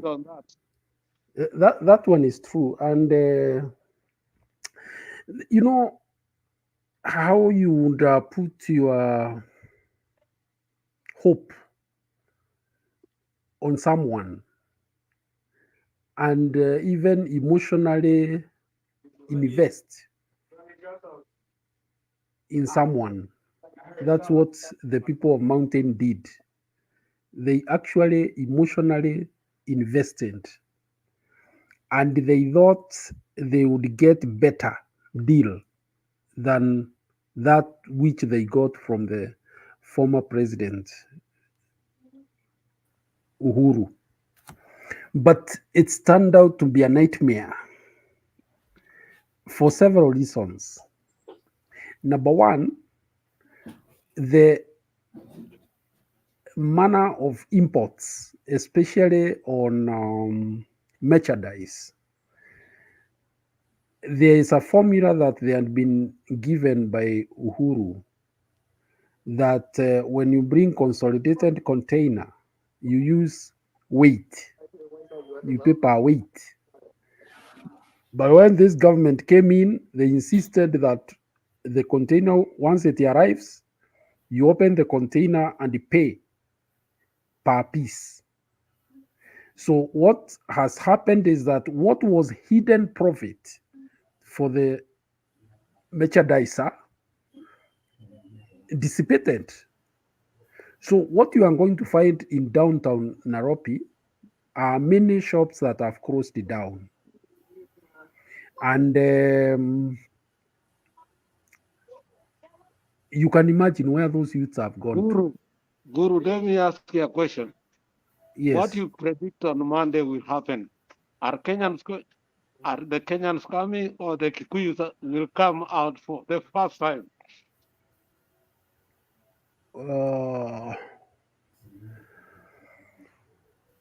Let me put it this way. It all depends on how it is organized. Because you see, what is currently lacking in Mountain, to be sincere, is the leadership of the like of Kenneth Matipa and Rupia. No, but Kioni spoke very frankly. Do you think Yes, people listen to Kioni in Central? yes, I agree. People are totally dissatisfied. Okay, but and I believe even without much organization, there are those who will come out. But these things also don't just happen. Even during those 1990s, if you listened to Raila very well, he used Matiba to organize the Matatu industry and to as an entity, as a structure, to make those But Guru, protests I believe this to be time successful. Gurus are listening to Raila more than ever. That's a fact. That's true. That's true. That's very Because true. of In real, fact, he's the only one who can take him from Ruto. in fact, that's why you can see people like Kalonzo fading away, because you see, politics is about engineering. You have to. There has to be action, Guru, and did you listen to Martha Karua speech? One of the best speeches he gave.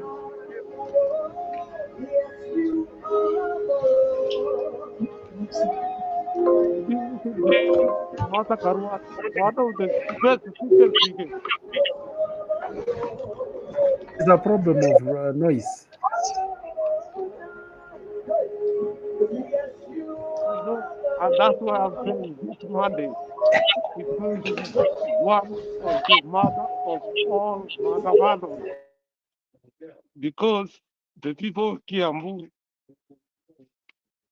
the central people, want to join the people of Langata.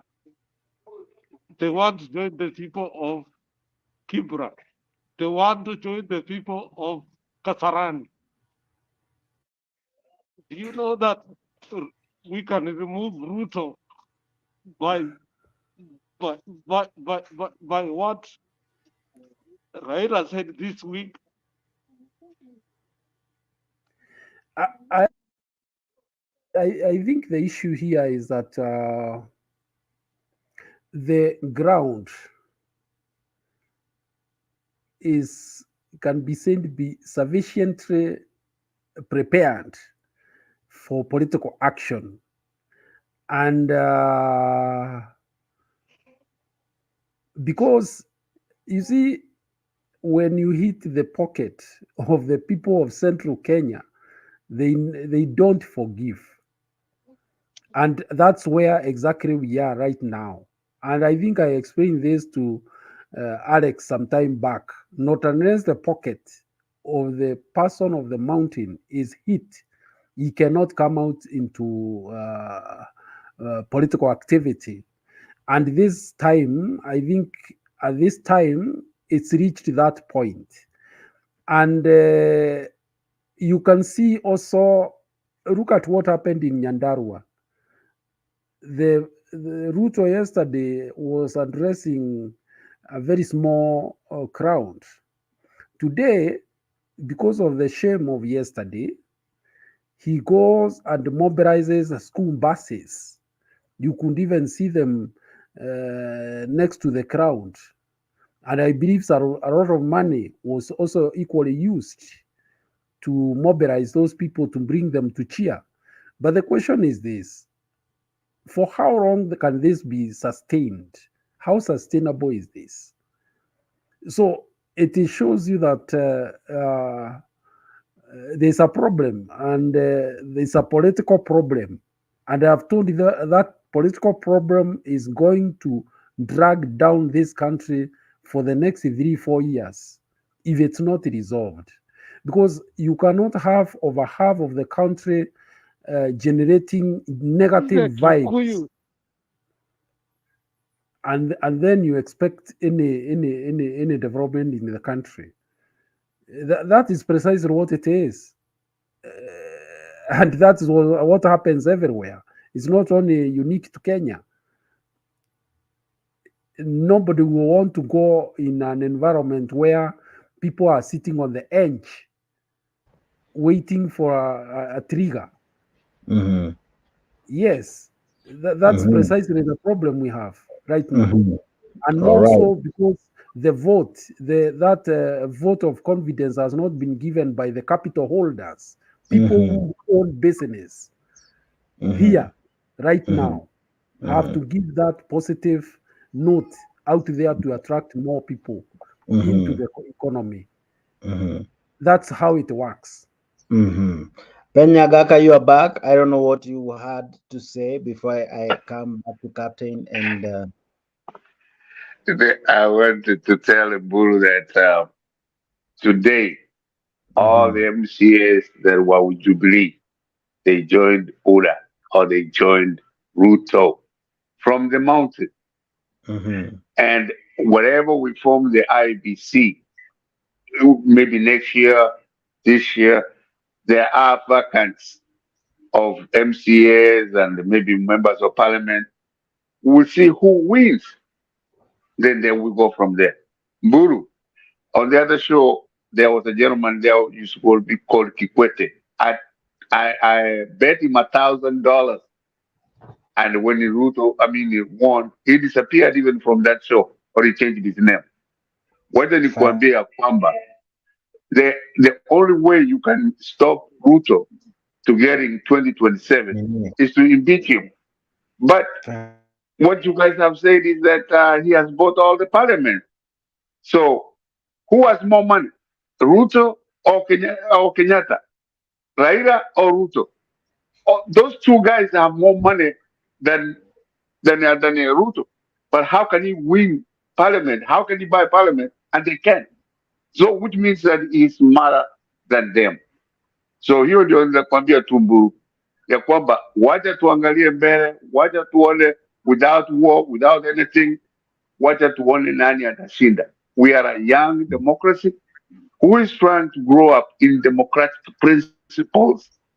Na hiyo democratic principles ni kwamba you just wrote a constitution. It says 5 years for a parliament and a president. And huyu mheshimiwa Ruto or Mashamba or whatever you want to call him, he will finish his 5 years. Now anything else, now, Mr. Guru, what do you make of the president having still continuing to make inroads in Jubilee, not in Mount Kenya, in Jubilee? Because it's one thing to get a leader, it's another thing to make the followers of that leader follow you. Because if that was the case, many a times leaders who joined other leaders, their followers, all of them would follow them. But we have had scenarios where a leader goes and that becomes the end of him in as far as politics is concerned. But how do you make of leaders from Jubilee marching to UDA? You know, I want to put it this way. In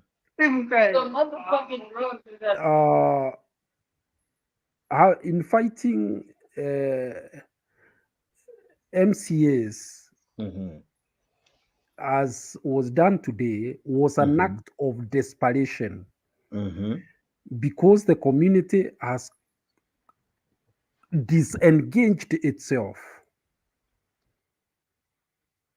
And there is panic on the other side that if these people were to now join the masses, because they are waiting for direction, there will be trouble for Ruto. So what does he do? He thinks by capturing the MCAs, he will have captured the people on his side, which I don't think is true. In fact, there is going to be an implosion. And very soon, the same people will be running, looking for the other side, which will be popular. and that signed today. You ask those who are knowledgeable in the region of Mount Kenya, they will tell you who their leader is. He may not be in power. He may not be holding government position today. But you have also heard like the senator of Nyeri, Wamatinga. What he's been talking in the media is just reflecting what the crowd is. It is very volatile. In fact, they are being called tugege. People who cannot fight for their people because people are suffering. People are feeling dissatisfied. They run the risk of being swept through, all of them.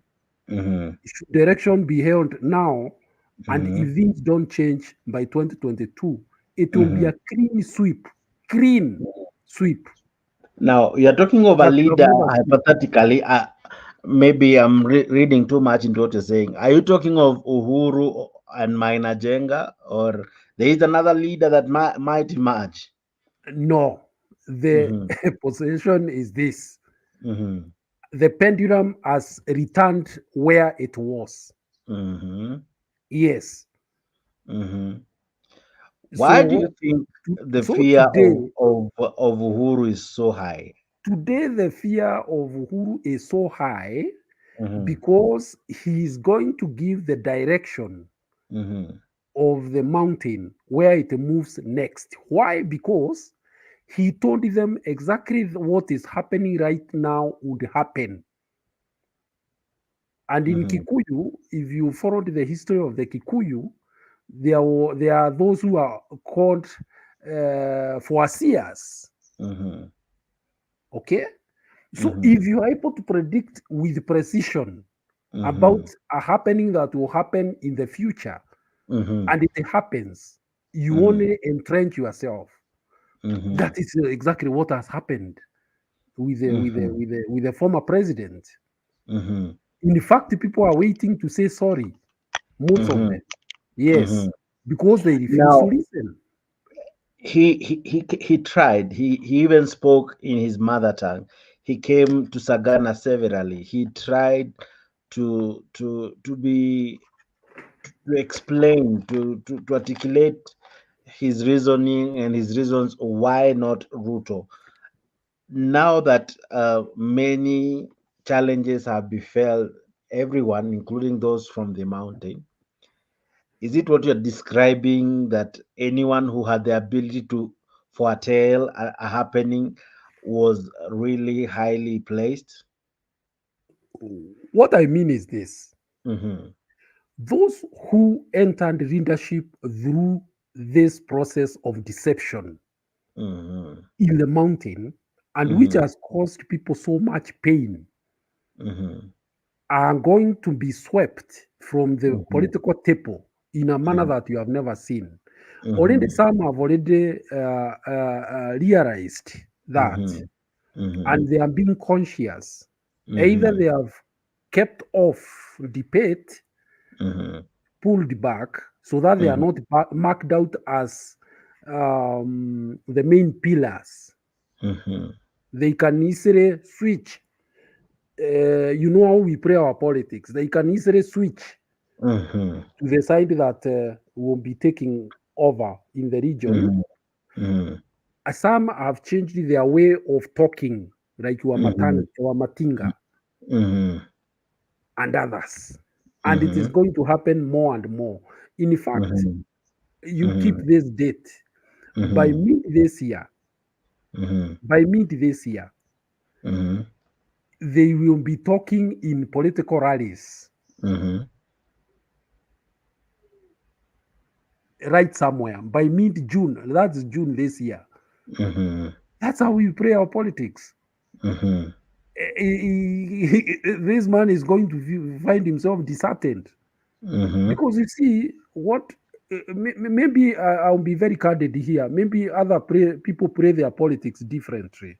But the people of Mount Kenya are very, very vicious. When they see they arrive, especially economic well-being, being undermined or not doing well. They are very, very, very vicious. And they spare no one. That's why they could not listen to Uhuru, because they thought they were in a worse situation. Now they have been put in even in a worse situation than they were. So it is going to be double over. So Guru, Yes. Guru, let me tell you something. You know, our people were lied to, and now they are realizing that they were lied to, especially the Kikuyus, who thought that Ruto was a good man. And they are so bitter to a point whereby right now they are ready to go to maandamano. Unajua kitu tulikuwa tumekasirika, ile maandamano ya kwanza tukaenda, ya pili ilikuwa ni wa Kisii, ilikuwa ni Wajaluo, lakini right now the people who are calling maandamano are the Kikuyus. Do you know that? Yeah, that's true. That's true. The Kikuyus wants to go to maandamano for the first time for the first time, they love Baba more than for anything. What I saw in the meeting yesterday, the Kikuyus love Baba. And they know that it's only Baba at our convoy. And I love that because they have seen the light. All these walikuwa wanadanganywa kutoka 2017 ati baba sijui ni mrogi, baba sijui ni nini. Imeisha. Saa hii wanaona baba kama kiongozi wao. Kioni used to criticize Baba so much. Martha Karua betrayed Baba in 2007. But sahi wako na yeye. The Kikuyu have seen light. And if the Kikuyu join maandamano, sisi watu wa Kisii, I know we will join.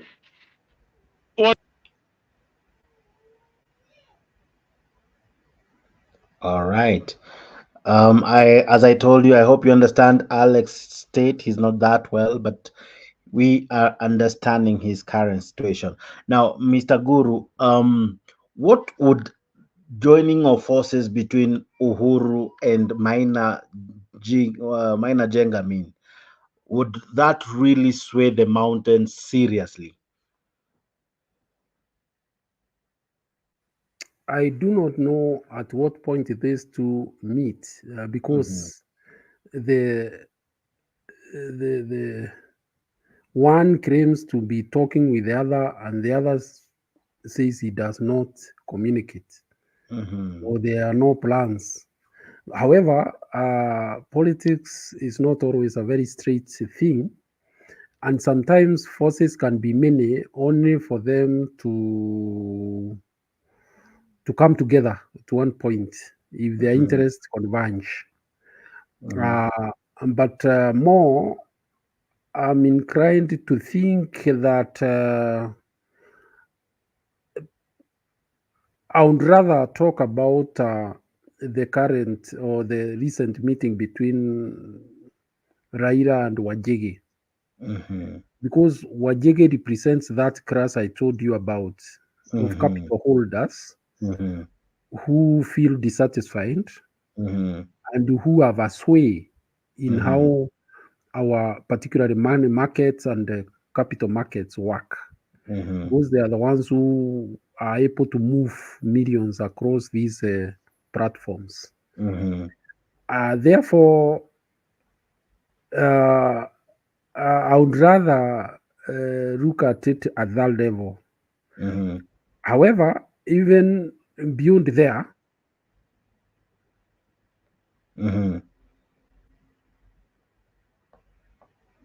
yes. Unmute yourself, sir.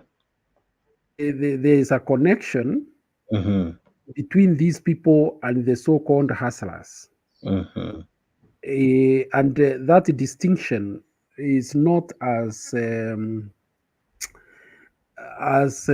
diverse as it trying to portray it. And I'll prove you how.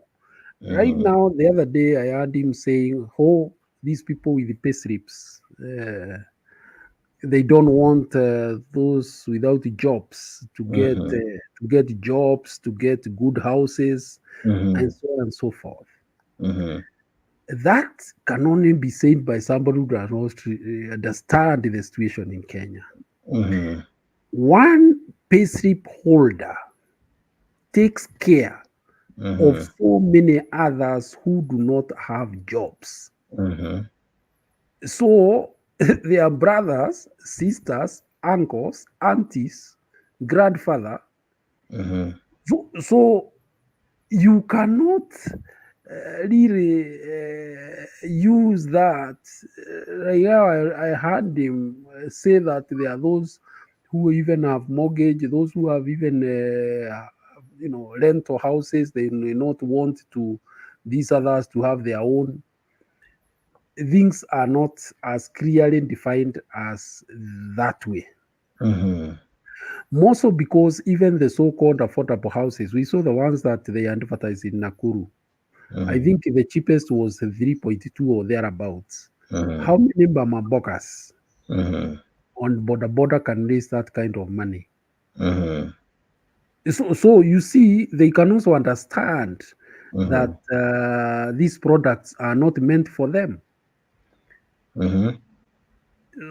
So it's something that is not very clearly defined, and that's where this man will fail terribly, because even those he calls Mama Mboga, if they do not see a direct benefit on these houses, except the few watu ya mkono who will get temporary jobs for that short time when the building is going on. The other things are held by people in the high end. The contractors are people you even don't know which companies and all that. The people he's talking about selling steel, selling what? There are people beyond the Mama Mboga level. So it is going to be, in any case, most of our youths are not in Mjengo. I don't know who gave him this concept that people will troop to the construction sites, even when work is available, because not everybody has that capacity in terms of skills, in terms of physical ability, because it is hard work to take on such duties. And that's why there's those who are still talking about kazi kwa vijana, clearing the environment and making it clean and clogging the drainages and the rest, because it is lighter duty. So that narrative is coming to an end, has come to an end. All right, Nyagaka, I saw you trying to say something, but first mute your TV because in a letter a strong feedback.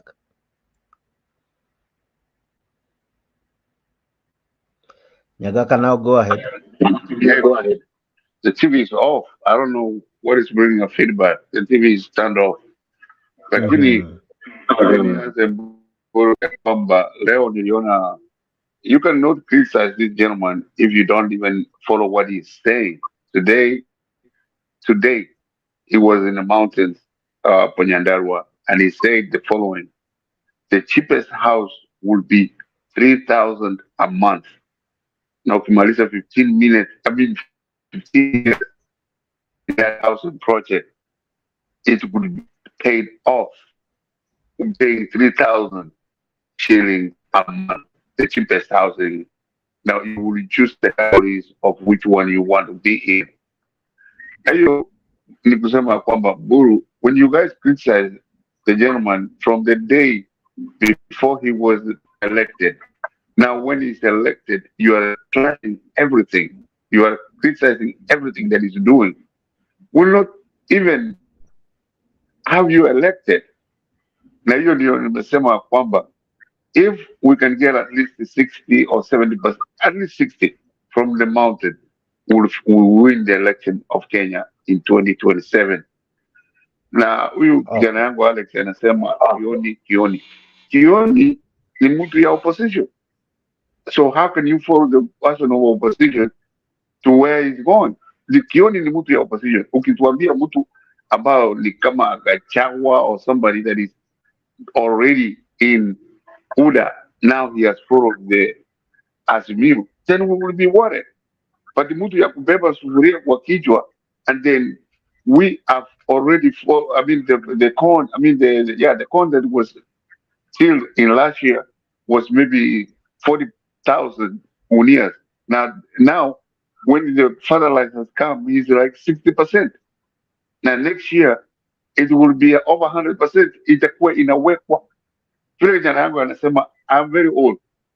When we were young, wakati wa Kenyatta, wakati wa Moi, the first years, there was a surplus of corn that was put in silos all over Kenya. And then there was one time Paul Ongay released that corn for the campers that was starving. And they tried to fire him.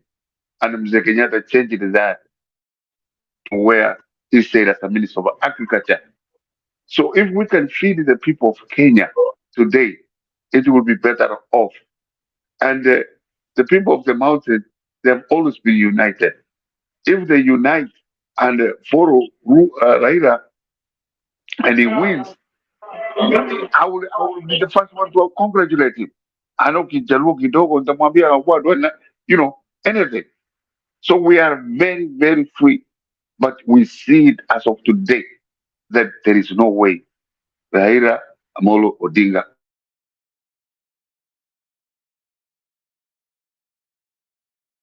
Sorry, Nyagaka. I see Guru is raising his hand, but even what surprises me about Penn is about he talks about voting every other. In every statement he talks about it's about election,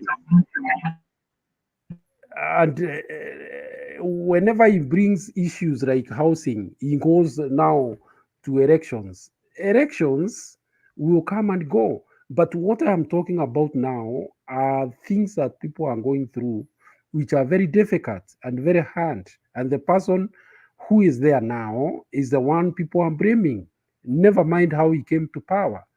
So I want to put it this way. The housing thing, first of all, any payslip holder in the next elections will be campaigning against this man. And I don't want to go beyond there. Number two, the ownership of the house is a contentious issue. I've seen somebody asking this. You take government land, okay? You take public funds, you give it to a private developer. And then, and the argument is this: Ruto is not going to be president forever. Somebody may go to court because some of these lands are not even being regularized. And go and argue that this land was never meant for this activity. And you know how our constitution is. you have already started paying mortgage, and then a court ruling is made that a mistake was made in terms of this rent issue. How do you now reconcile that? You have already put yourself in the trouble. Interesting question. So even as people try to talk a lot of things here, there is more than meets the eye here. Okay, and you know they trying to come here in Kumari, somewhere in Kiambu, in Ruiru.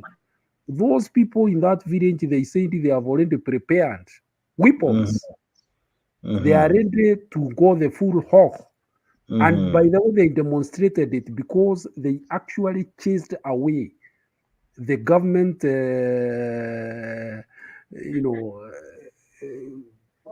those who had been sent there to make roads using government tractors.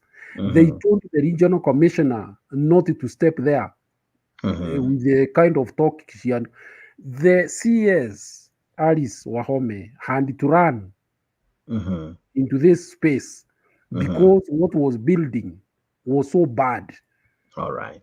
So these are not easy. And when I tell people here, once that fear that you could lose land, you know the Kikuyu with land.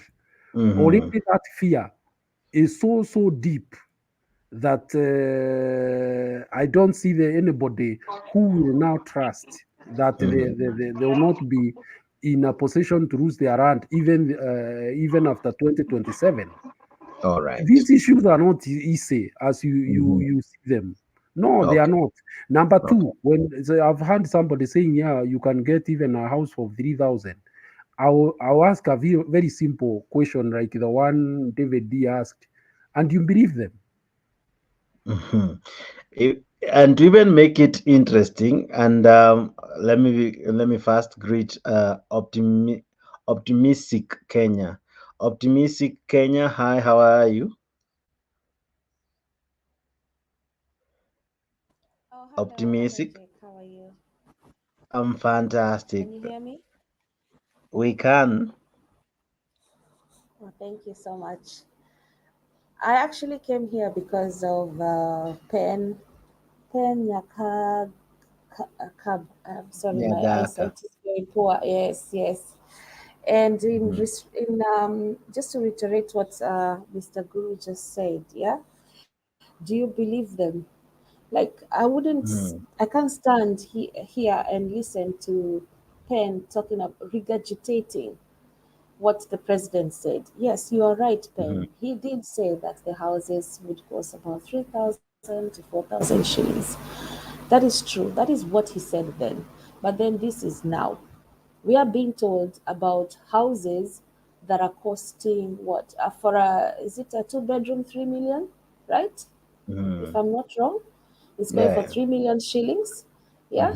Okay. So now, which hustler can afford that? And then he's even after Kenyans are already contributing to this fund, which we don't even know which companies these ones are going to. All right. And we know who has been famous during the Uhuru government of having companies after companies after companies, having different businesses who would not create the same. You understand? Today I watched the news on Citizen and I looked closely. You know, there's like a board where they say construction under this, you know, whenever you're developing a property. Did you see what they wrote there as client? Housing project. What is that? You know, they don't even define the person that is developing. All right. So yes, Pen, you are right in saying that is what he said before. But what is in reality today is that you have to pay, is it 10%, Jex, right? Of the amount of the deposit? So 300,000 plus the taxes that go with it. All right. When you're buying property, you always know you have to pay the lawyer's fees, you have to pay all this, you know, everything. Yeah. So after you have cleared that is when now you can say, okay, now I can now pay, is it 17? It comes about 17,000 a month. Which hustler is affording that? Yeah, and then there's the 4 million one, same thing, 10%. Then after that, you pay, I don't know, 20 24,000, is it 20 or 23,000 Yeah, shillings per month? thereabout. Yes. So paying. Now, even if you were to work with the 3,000 optimists, it means in a year it's around 36K. In 15 years, it's only 500,000. It's 540,000. Oh Now, God. is that even true? If you were to do that math, is it realistic with all It is factors not. of construction, of doing business, or raising a house and all? Can we have a house worth 540,000, even if it's a studio? In this Kenya today, it is impossible. Okay? So the That is, 3,000, is I it would just rather, to hype? yes, Then people venture into it only for them to be frustrated later on. exactly, exactly. Mm-hmm. And then, Mm-hmm. and then also, you see now, Mm-hmm. are they issuing title deeds for these individual Mm-hmm. properties? Because what we are seeing is apartments that are being Mm-hmm. showcased on the TV, you know. Mm-hmm. So now Mm-hmm. these low cost housings, are Mm-hmm. they? Are you going to be given titles by who or what? I mean, there's so many questions, and that is why Mm-hmm. they're in court today. I have just watched a Mm-hmm. sad piece of news where someone Ruto is bringing down a 45 million house for Mm-hmm. the sake of housing projects. Yeah, yeah. Is that even, I mean, even if we were to argue against everything else that would even consider him to be a good person, Mm-hmm. why bring down a 45 million house? Yet there are people out there who are living in huts, people who are being told El Nino in Abuja, and they were frustrated. They didn't know how they're going to handle El Nino when they're living under a tent. Mm-hmm. You know? Yeah. So Mm-hmm. I mean, where is the connection? Mr. Guru, maybe you Mm-hmm. can help me. Like, where is the connect in this? Mm-hmm. Yesterday I watched a very interesting news from TV France. Yeah, Mm-hmm. Mm-hmm. they were reporting about.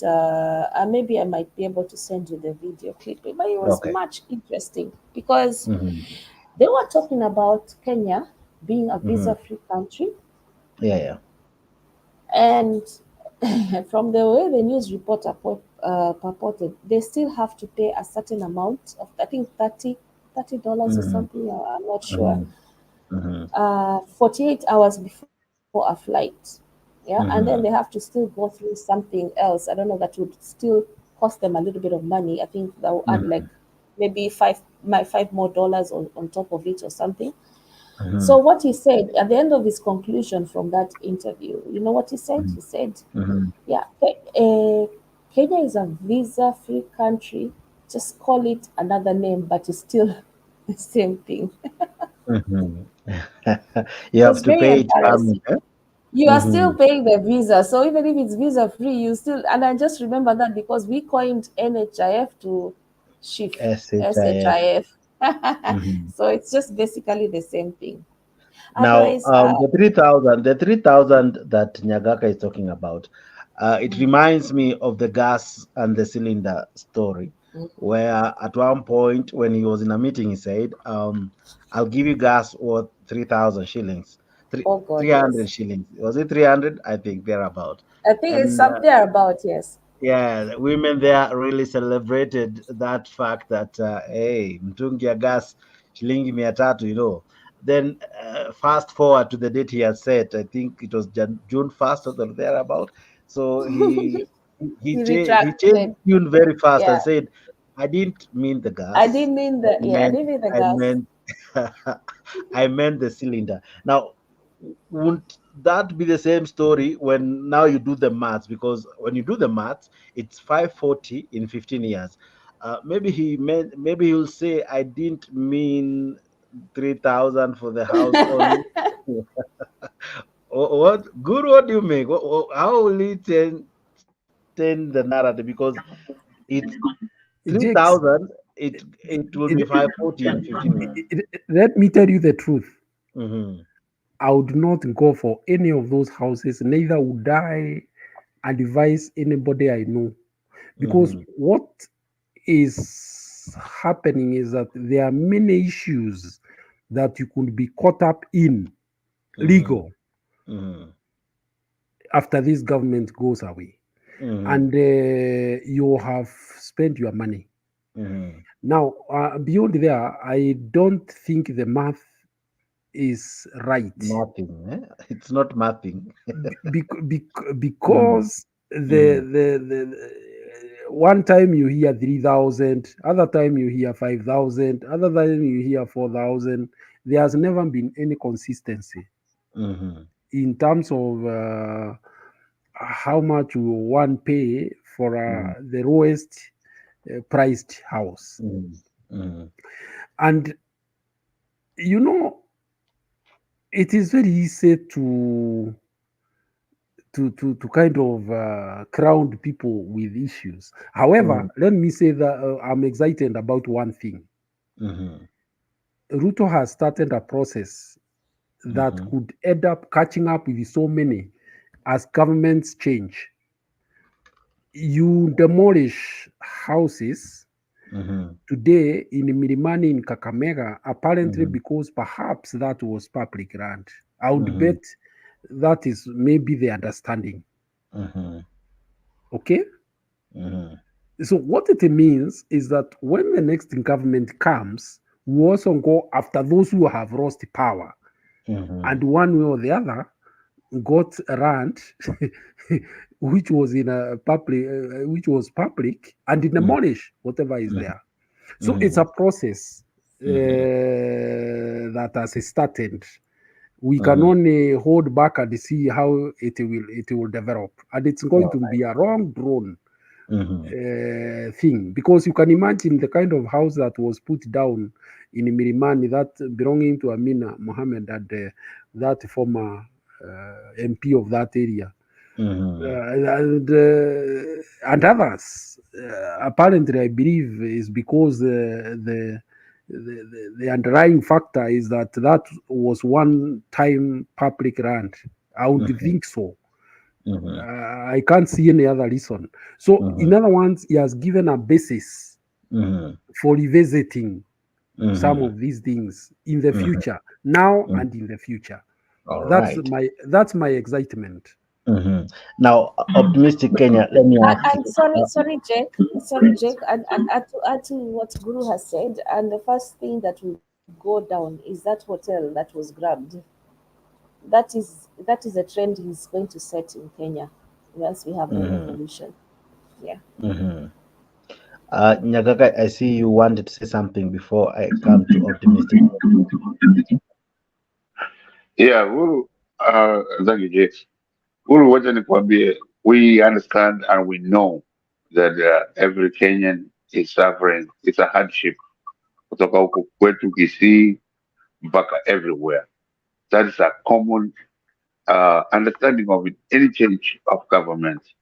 When Kibaki took over from Moi, Kibaki was so unpopular that you defeated him with the first constitution change in 2005. But when Kibaki was leaving power, nobody wanted him to leave power. At the beginning, 2-3 years from now, it will change to where it is very, very optimistic of the Kenyans. So, land ambayo is building on is public land. Na ukienda kwa hiyo hotel, next to the hotel is Moi's land. Na yuko shule hapo. Why do you always talk about the hotel that Ruto has built there, but you never ever hear anybody talk about the school? There's next to that hotel. That is Moi's school. And Moi is the one who signed off the land to Ruto. So some of us are very optimistic.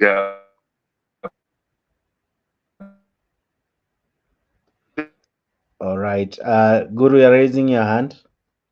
Yes, I bet Pen is very right that people are given land by Moi, and even those whose houses were demolished 2 days ago were given by Moi, and therefore it's a process that has started of reclaiming that land if it was not given in the right way.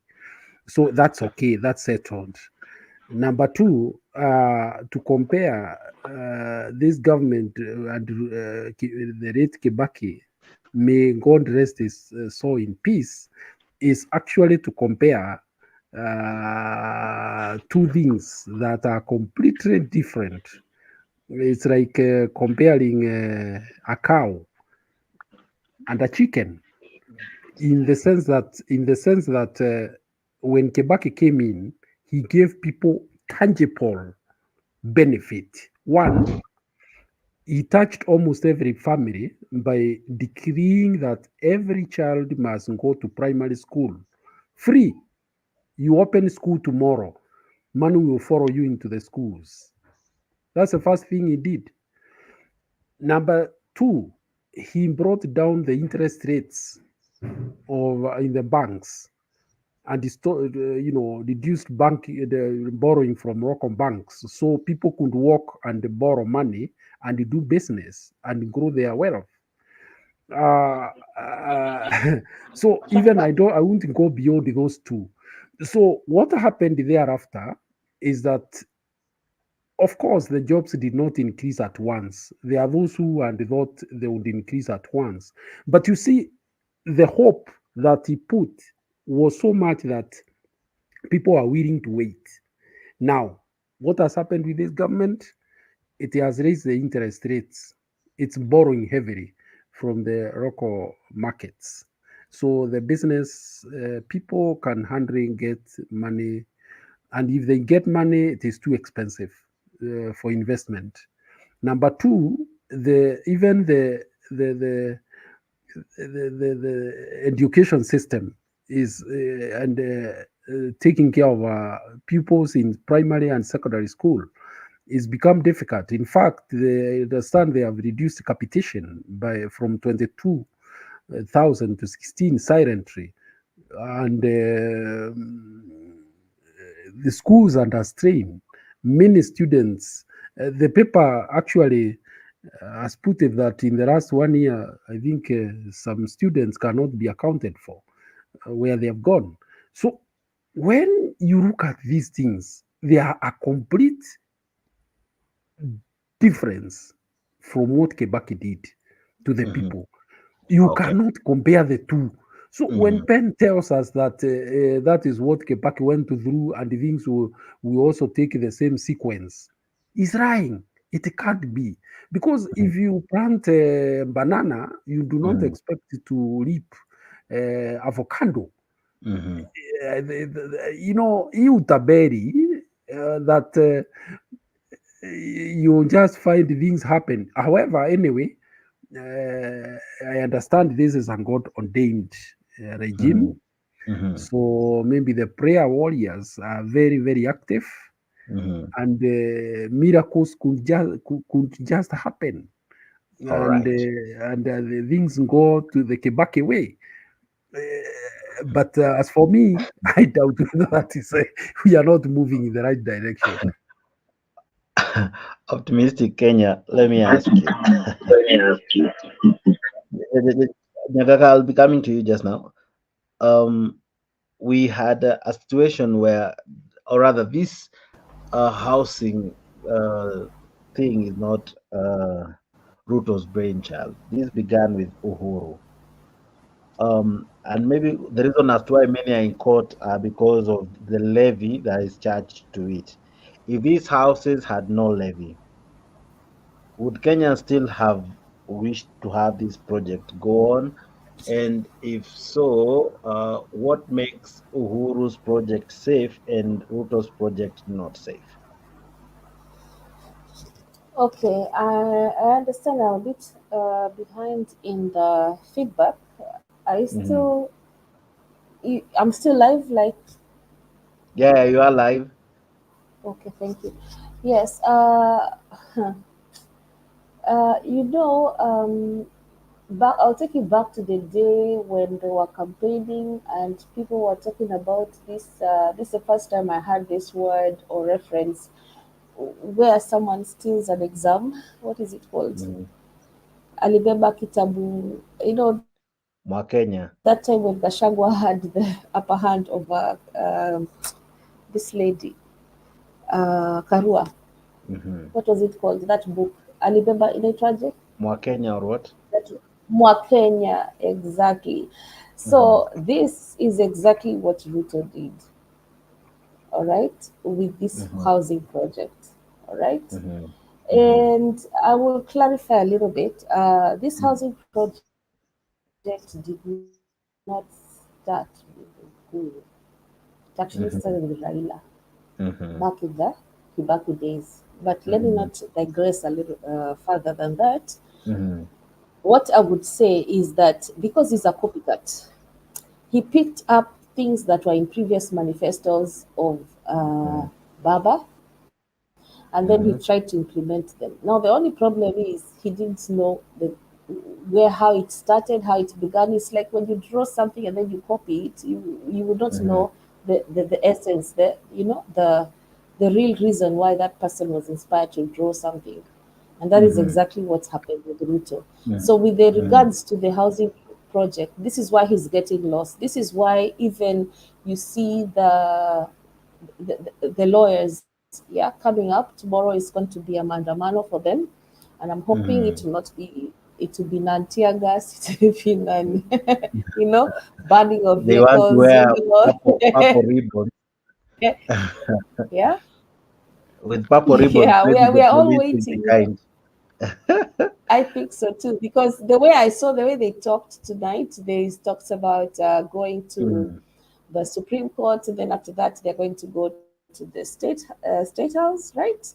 I mean, that was the mandamano route we had before. So I hope they do succeed. They'll be tear gas. This is why, Guru, I am waking up very early in the morning. I'm going to turn on all news stations just to be able to see whether the lawyers can push through where the ordinary mwananchi could not get past. So, and yes, I do support their arguments, and it's something that I would like to come back later and actually expound on their facts. But I do believe that they have a right to. They told Ruto, if you disobey the constitution, you're going to get impeached, and that is it.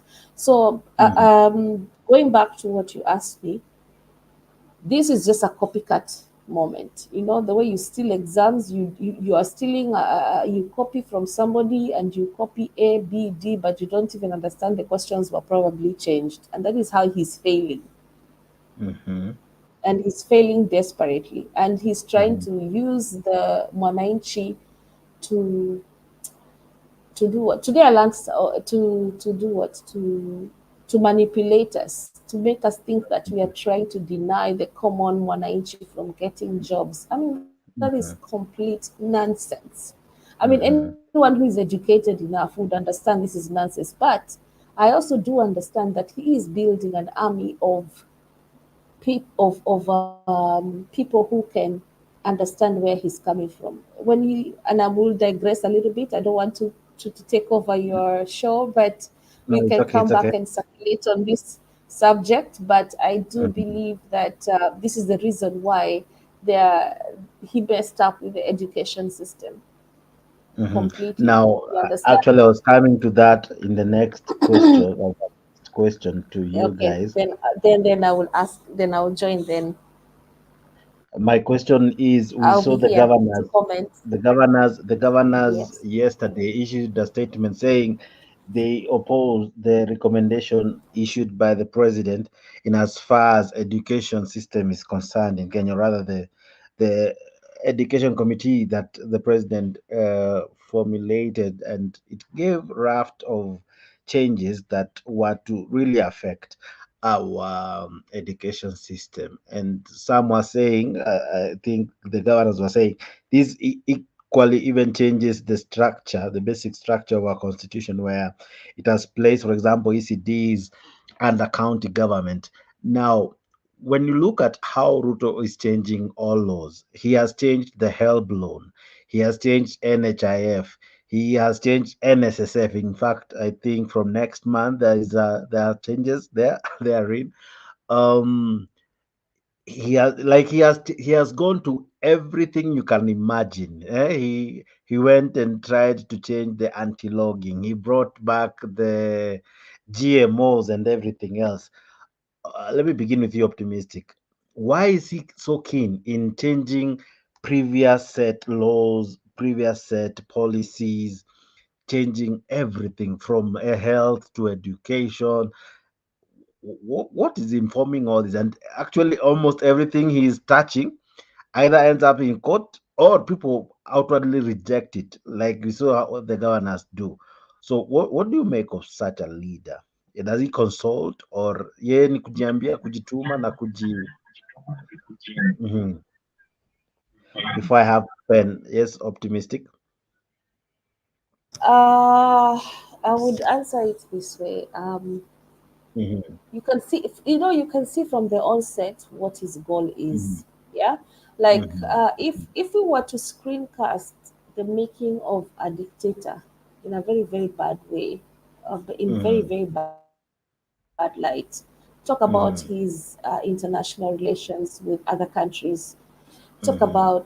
and disrespecting other countries, and their cultures. Mhm. Look at the way Mhm. even some of his CSS comment on other countries until Mhm. you can see even recalling of ambassadors that represent Mhm. Kenya Mhm. from other states. I mean, it is just.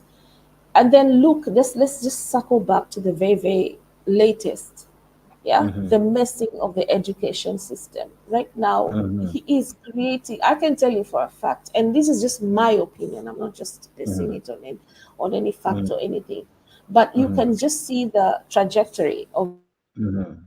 his goals. You want to make Kenya, you want to build an army, let's just say you want to Mhm. build an army of the less fortunate. So what do? Mhm. You fail Mhm. them in their grades. People have Mhm. listened to many students coming out and say, even CRE, even what? I mean, there are Mhm. things where you cannot fail. I mean, this somebody, I saw one copy of someone's sleep where they get a D in English, but Mhm.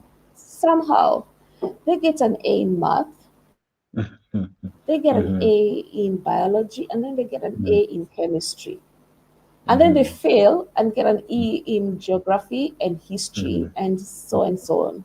Yeah. Mhm. All right. So that Mhm. his mean grade is a B minus. But if you look Mhm. closely to those grades, how did someone get a D in English but is able to Mhm. understand the Score an A. English mathematical questions, the English that Mhm. is required to Mhm. answer biological questions and chemistry questions.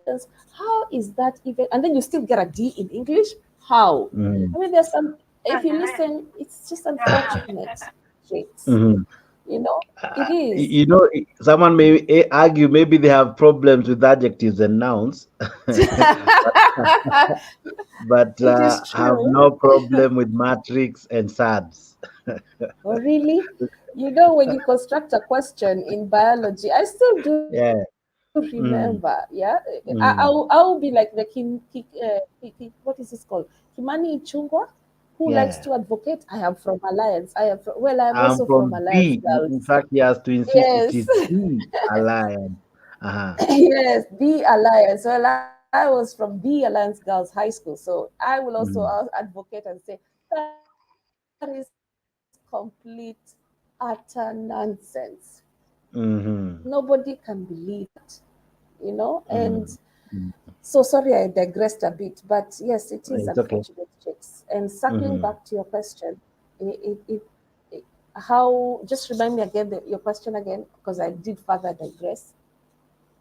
I'm asking why is it that everything he is working so hard to touch all sectors. He has touched education, he has touched health, he has come with so many laws to change everything. He's working so hard. You remember he even wanted to change the anti-logging. He brought even the GMO.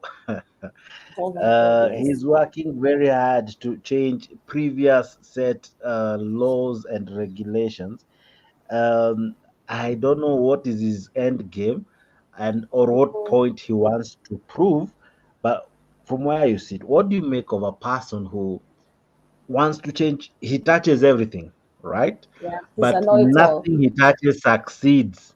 In any case, Yeah. it becomes mad with either corruption, with so Yes. many uncertainty, like the Yeah. bottom up. We are Because not he really surrounds sure. himself with thieves, he surrounds himself with thieves, and then he's also the Mhm, biggest thief of all, so mhm, nothing is ever working. But I will tell you, mhm, I'll just simplify it and say mhm, his government is crashing in the next 3 to 6 months. mhm, 3 to 3, I say 3 because Jimmy Wanjigi had already predicted it will be 3 months. But mhm, let's just say 3 to 6 months, this government is crashing. This is why he's even trying so desperately to increase mhm, our NSSF funding. So now, as of February, we're supposed to pay mhm, 6%. mhm. Yeah, Yeah. I mean, Mhm. yes, yes, yes, yes. And actually, even on the 26th of January, is it when the Court of Appeal is supposed to rule on Yeah, it will be regular rolling law? on the. Yeah, yeah. Yes, that law Actually, already this was month, concluded with the High Court. several laws will be put to rest, or rather, several court proceedings will be put to rest. The housing levy will be put to rest, I think, by the end of the month. Then there is equally that SHIS, AIF. There are so many issues, eh? But Mhm. but when you It's look at it, just, yeah. Hmm. why is he so keen to, like, every day it's now it has become almost a song? He will attack the judiciary.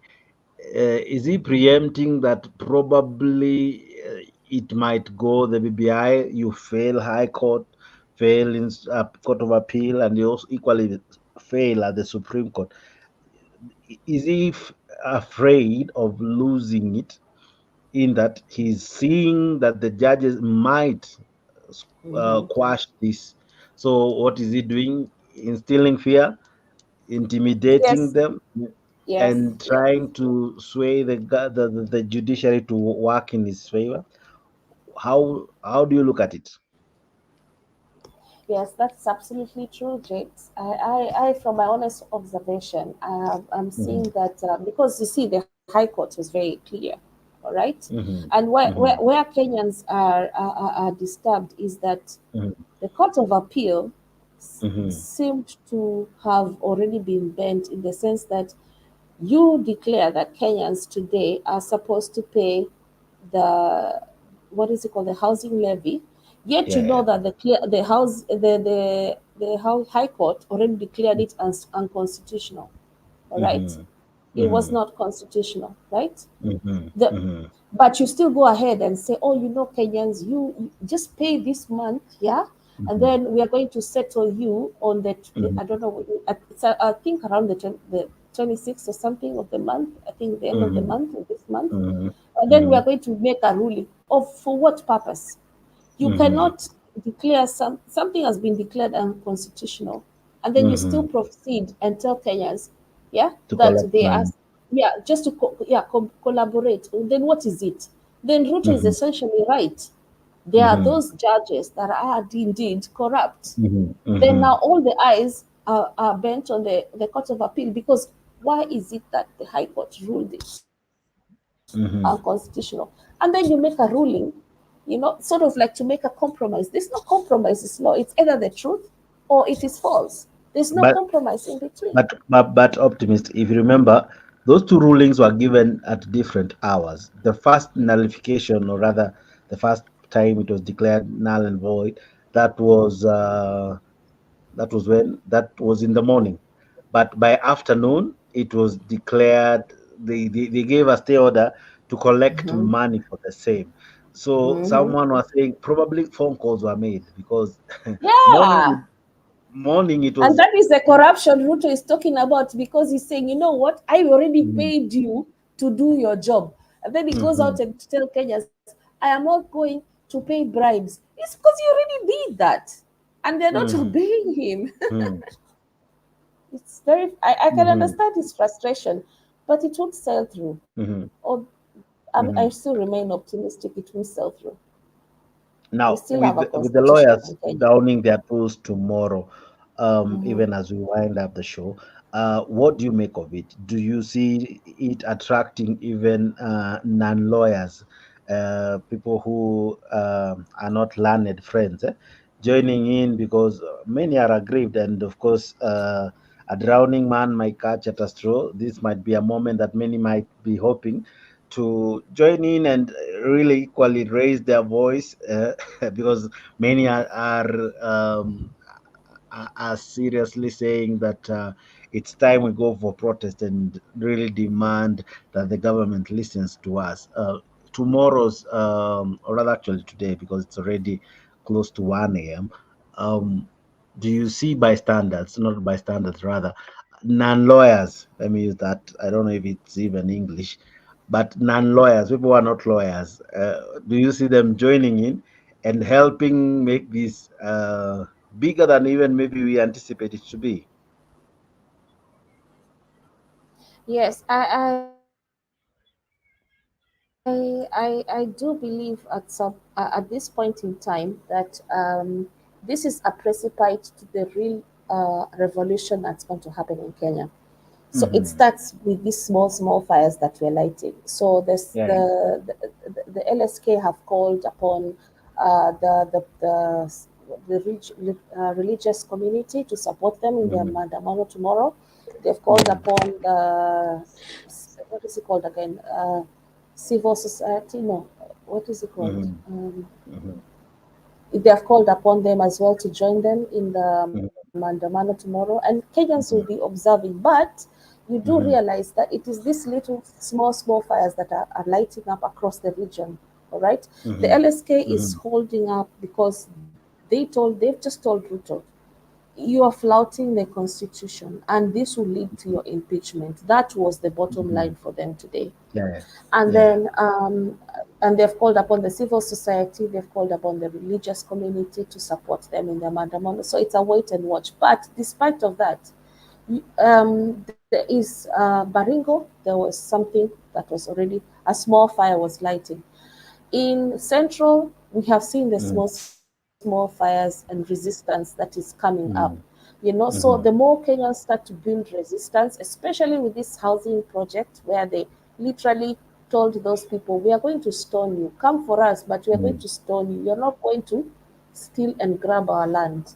You understand? So those small fires that are coming up, I do believe, Jakes, that at being optimistic Kenyan, I do believe they will amount to something bigger, because it is just basically uniting people against a common cause. And if they continue with this trajectory, I think we are ready for mandamano in April. All right. I'll be coming That back is to my you. optimistic opinion. I'll be Thank coming you. to you with another set of questions, but I see your antagonist is already in. Pessimistic Kenyan. How are you? I'm fine, Jax. I know you are Kenya rebel. Don't really hide your voice. I know you. I know you even if you come with. I know you in so many ways. So so don't even try to change your voice. Okay, you got me. All right. But how are you, Lakini? I'm doing good. It's nice seeing you. It's nice seeing Yeah, optimistic and yeah, you know why? Your color is always R with a purple. I don't have any other guess with that, so it's easy to know. So even if you called yourself any name, I would have known. But anyway, what do you make of what the Law Society of Kenya is trying out to do tomorrow? I think it's a good thing. I like the fact that they are out there protesting and sending a message to Ruto that you cannot rule like a king. You cannot do things unconstitutionally, because it is the same very constitution that got you into power and you swore to uphold it. So that's a good that's a good step. I'm for it. People should protest. People should voice their opinion, as long as it's done peaceably, as the constitution requires. Yes. All right.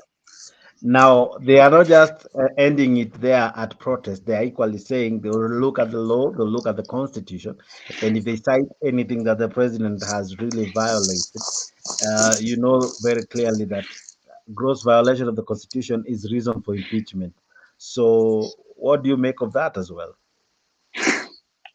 Yeah, but the process is what will probably let them down, because they'll have to go through the legislative body in order to try to impeach him, because it will be basically a vote of no confidence. And as you know, he has more MPs and senators allied to him and loyal, may I say, than the other side. So it's a tall order.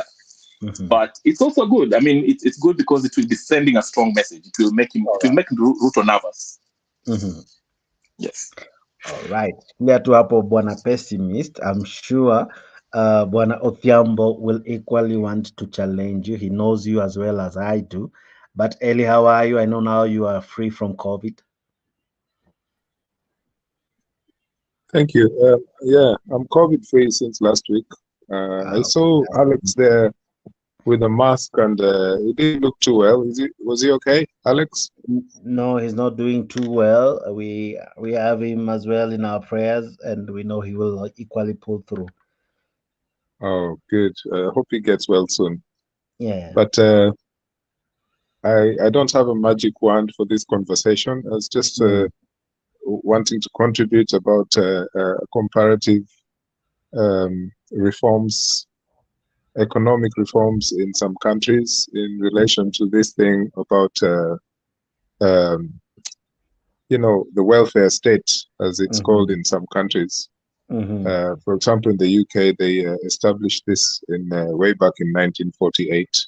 All right. The state welfare, where if you're out of work, or if you're accessing medical insurance or medical health from state hospitals, you literally have access to this for free, but all depends on how much people are being taxed towards that. But also don't forget that in those countries were also getting their wealth from the colonies.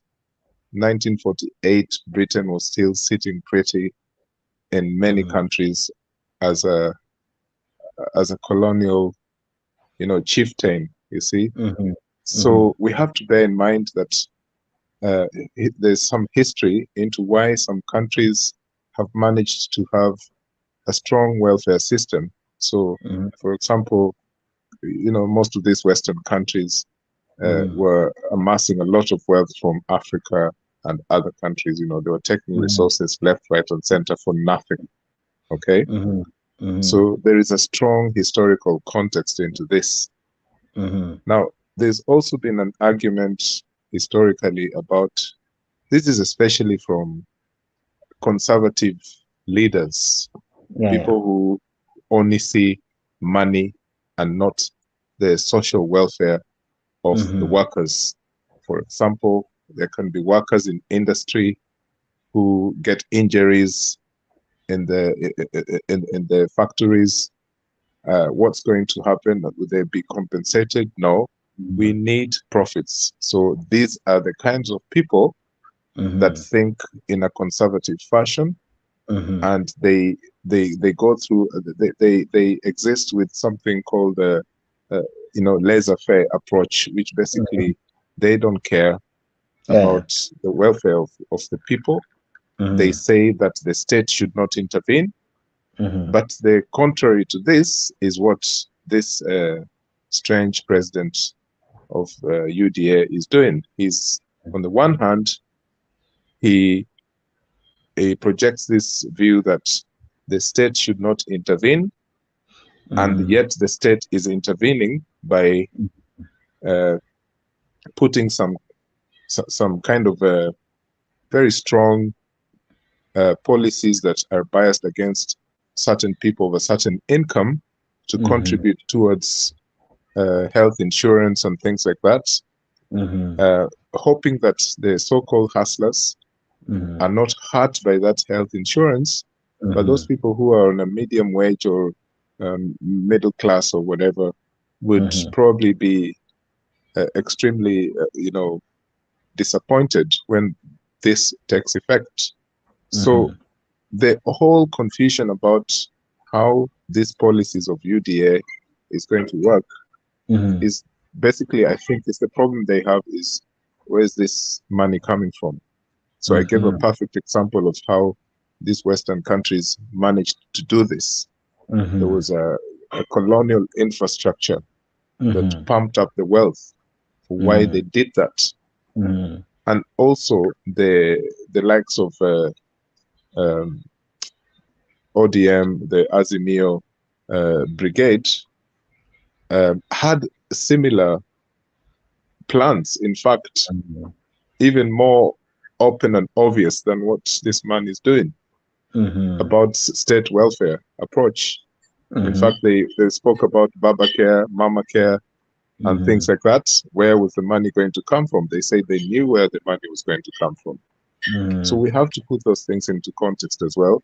I am not a fan of Ruto, but Azimio, they put a similar, policy approach when they came to. They say that they come into power. People are basically going to access free healthcare. They say they knew where the money was.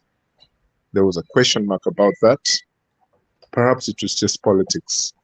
So all I'm trying to say is that everything has to be put in the historical context, so that we see in a comparative level, is it possible for an African country like Kenya to actually do this?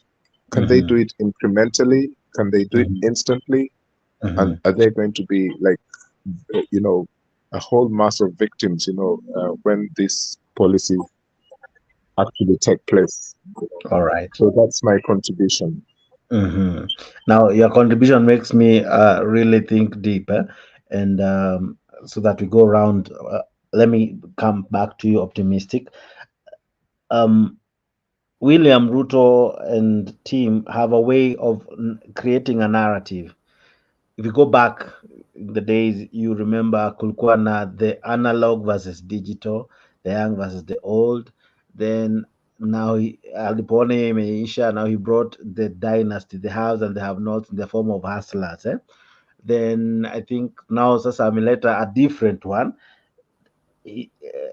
where the judges now are on the receiving end, because every day when he speaks, it's judges, corruption, blah, blah, blah, and all that.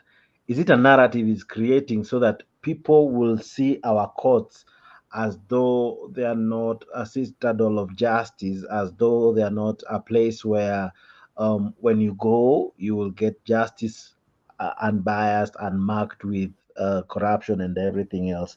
Is it a narrative he's creating so that by the end of the day, some of these things tutaanza kuzikataa mapema, tutaanza kuoppose our courts? So what happens when tomorrow we have disputes, hata hizi za elections, the presidential elections? Will people still believe what hii narrative inaweza endelea mpaka waseme koti zimekuwa ziko corrupt? So is he also not creating a downfall for himself? Because when we'll have an election petition in 2027, he equally would want to have justice, but he's already madding the courts with slurs of being corrupt and all. So what do you make of it? Oh yes, I do believe that what Kenyans are going through is we are being conditioned to think in a certain way, to empathize in a certain way. Like when he holds a rally and he tells Kenyans, "Nyinyi wa Kenya, ni nini mnataka kufanya?" Like I know that rally wasn't broadcasted because it was very alarming to most Kenyans, but someone did capture it, where he tells us that if we don't like what he's proposing, then we should leave this country. There was that also. So, and then there is this recent one, of course, where he tells us that we should sympathize with the people that are trying. You see, he was like talking like, "Nyinyi wale huyo huyo mwanamke akona biashara, akona he is employed somewhere. The wife is also employed somewhere, but they are refusing to help you guys. Now wale watu wa chini, they are telling you that we shouldn't care about you, you know. But I will stand with you against the courts decision. Now, what do you make of that sort of kind of speech from a president? You understand? Yeah, I think he made this today. I think he said this today. Yeah. So I will agree even with the previous contributor that just came in. And that is what I was just saying. He is a copycat. These things that he's trying to launch, right? Housing levy, yeah, the SHIF that he has recently labeled. All these are proposals from his competitors. Now, what he doesn't know is that he didn't arm himself with the ways on all the house to do so. That is why he is failing in all this.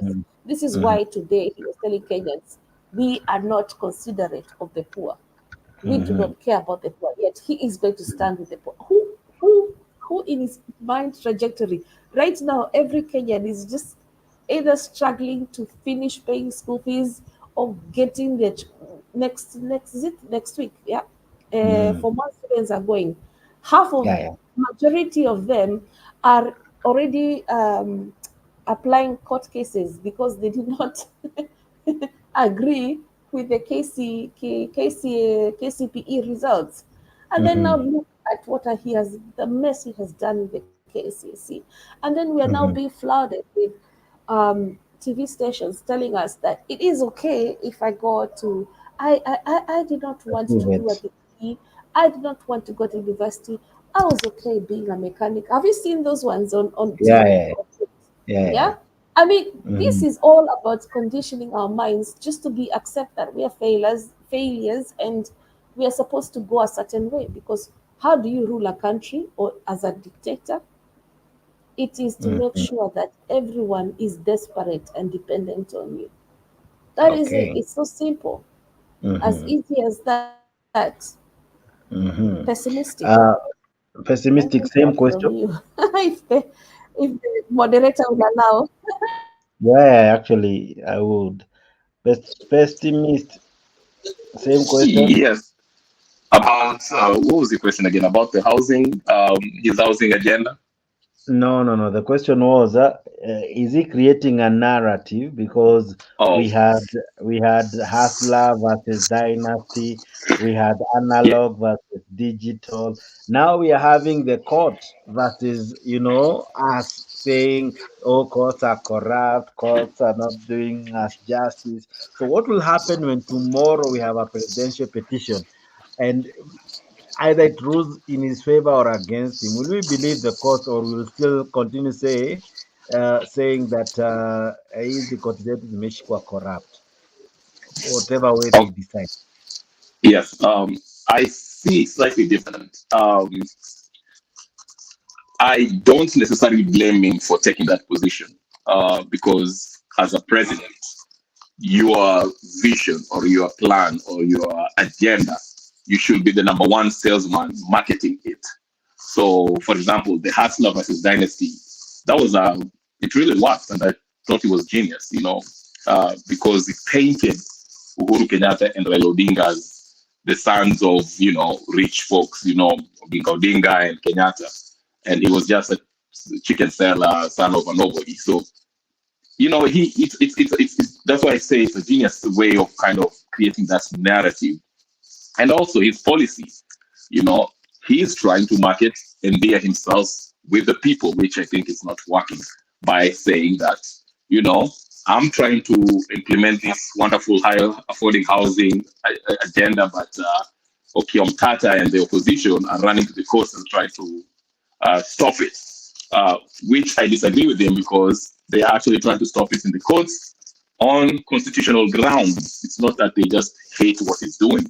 It's just he wants to implement it unconstitutionally. So, but I don't blame him for, trying to market his vision or his plans. And one other thing I want to say, lies. Okay, he lies, but who hasn't lied between all these leaders? I always argue that they're all liars, whether it's opposition or Ruto. What's the difference? Then this whole other point where people say all this, what is it called? All these plans, manifesto that the people make. And in fact, the one that people say that, this housing levy was actually started by Uhuru Kenyatta, it's Uhuru Kenyatta's project. It's not Uhuru Kenyatta's project. That was our taxpayers' money that was used to actually carry out these plans, okay? So it's not Uhuru's project, it is a Kenyan project, okay? Now, the difference is maybe the way they went about it. Uhuru did not ask for an extra taxation from the people, okay? Now, Ruto is coming in and asking us to pay extra taxes to implement his, and that's where this agreement is. So, but all in all, how I see it is this. Ruto is an extension of Uhuru Kenyatta's regime on steroids. He's borrowing like a crazy man. And now we can see that he is having a fight with the judiciary, which I mentioned, Jakes, that it's actually not a bad thing, but because it shows that the judiciary is not all compromised. Because if they were compromised, he won't be complaining about them. So it shows that there's a level of independence in the judiciary. Now, that does not negate from the fact that there is corruption in the judicial system, just like there is in the executive and the legislative body. So, so all in all, I don't blame him for trying to, whether it's lying or not, but he is, as a president, that's your job. You have to market your policies, whether they are constitutional or not. Oh, Jakes, let me cut you short a little bit. I for the first time, I do agree with Kenyan revolutionary or pessimistic Kenyan for the first time, and I'm actually impressed, Kenyan revolutionary, because you've stated facts that at the end of the day, if we stick to the rule of the constitution, then everything else fails. All right. And I do agree with you on that aspect. I just wanted to just make that clear because I'm just pretty happy from your comments that you at least we have a what is it called? We have a common eye at a level, Yes, that's why about everything else. That's why I need you to subscribe to my channel, and you will agree with me more than you think.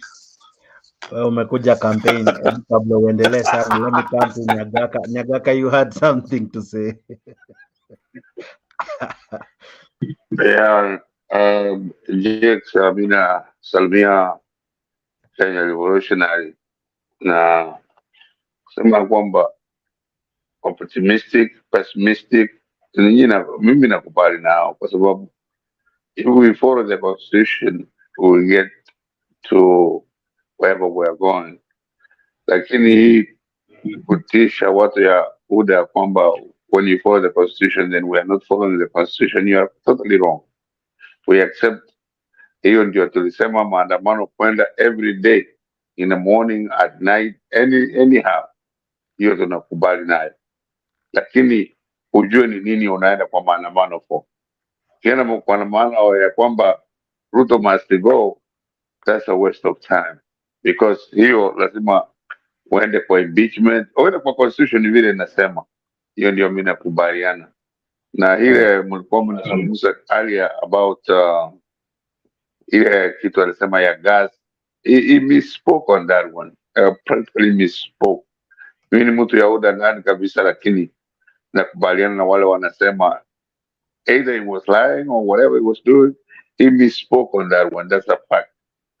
Lakini kitu kama ya nyumba, you are building the housing on public land, you're not buying the land.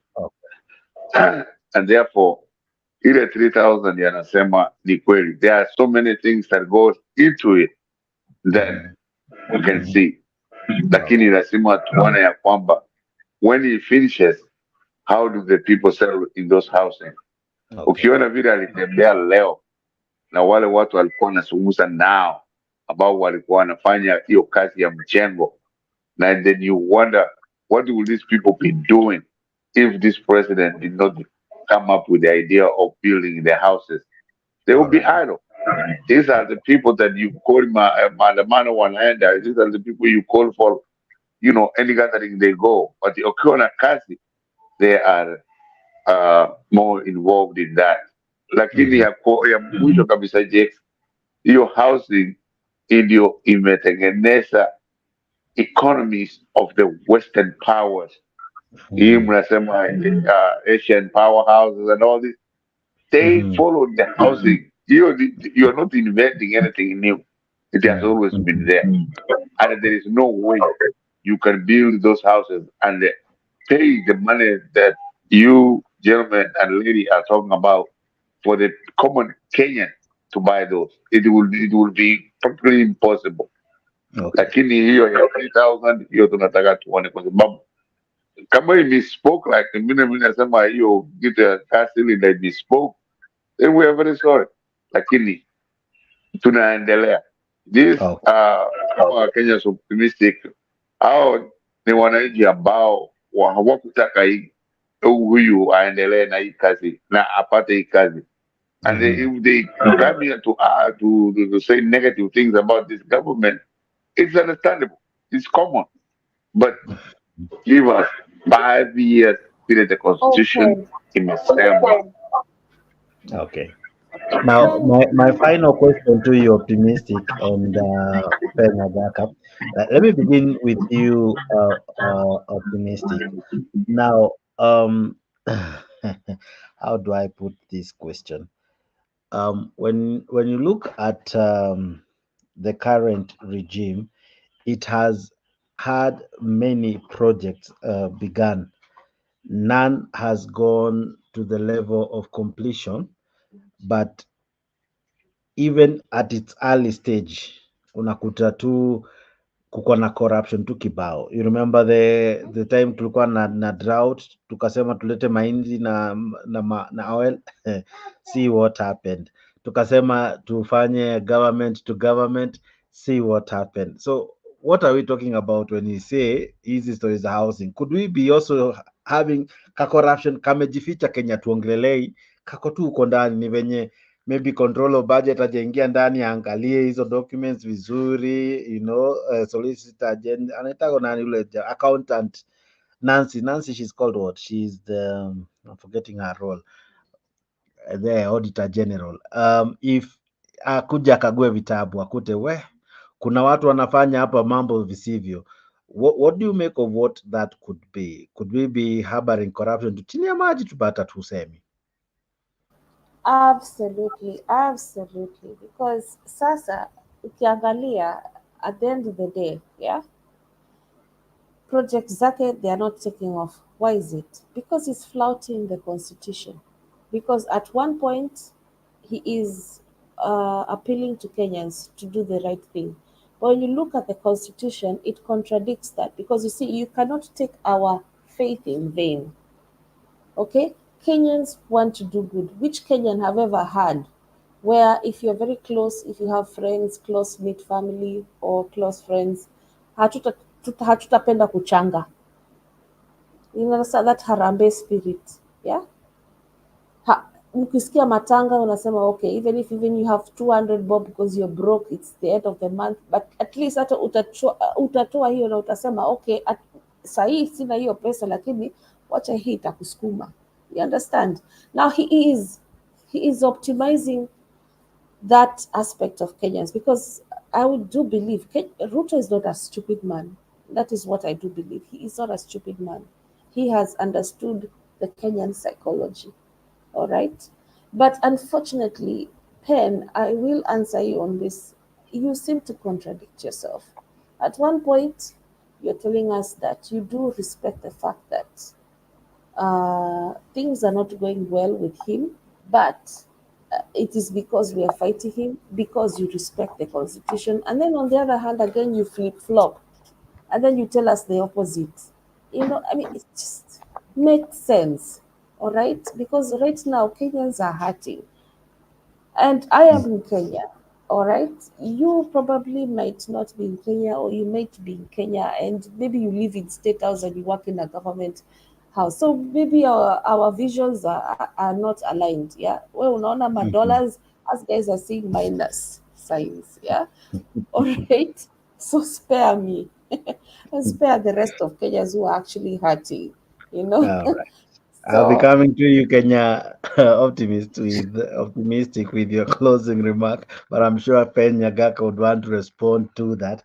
Pen, what do you say?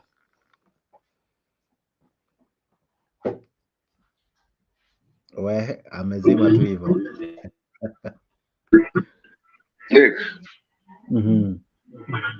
Ngoja niambie huyu optimistic ya kwamba mimi am not conflicted in exactly what I'm saying. I'm saying very clearly, optimistic ya kwamba if you follow the constitution, that's great. Lakini kama huyu anasema vitu ambao they don't materialize, then you have every right to even impeach him or take him to court or whatever you do. Hiyo tu, kwa sababu you cannot say that kila kitu anafanya ni mbaya. No, hiyo ndio, that's the difference that I have with a lot of people in ODM or ile side ingine ambayo inampinga huyu. Kupinga in just because we want to kupinga, then I'm not in that. I supported this gentleman from the beginning. I still support him because he's doing exactly what he said he was going to do. Now, hiyo ambayo mnataka kumpiga, go ahead. Hiyo sio conflict, hiyo ni kweli. Kama constitution ina agree ya kwamba apingwe, I'm not the right of the constitution. I think that a lot of people contributed to this constitution. So let us agree that if the constitution gives the common people the power to do what they have to do, let them do it. I'm not conflicted. I'm very optimistic that this. Ben, can I ask you? Yeah. Ben, go ahead. You do believe in the Constitution, yeah? And you know that lawyers already told Ruto that he's already violating the Constitution. All right? What do you make of that? Without saying so many things, because there are so many things he has broken the law with. All right? That is why he has gone into emotional manipulation, telling us that, that we need to appeal and satisfy the common man, as if we don't already do that in our own individual right. So when someone comes and when someone like a president comes and talks like that, hasn't he lost his common sense? I mean, you must apply the Constitution, which you said you believe in. So if we follow the Constitution, are you going to follow what the lawyers tomorrow they are protesting about? Tomorrow is Friday and they're doing their mandamano. Do you agree with them doing that mandamano? Sorry, James. It's okay. Sorry, I'm equally communicating with some people over here. Yes, Ben, please answer that question. All right. Kabla I load, allow me to have Ben, I hope you got the question. I'll be coming to you for your response. Ellie, if you can give me your submissions, even as I'm near winding up, I have like around 10 minutes.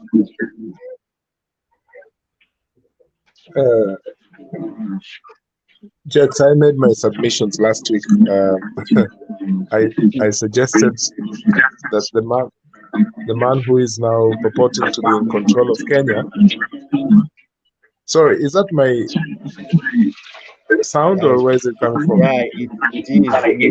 You have two tabs open. Let me see.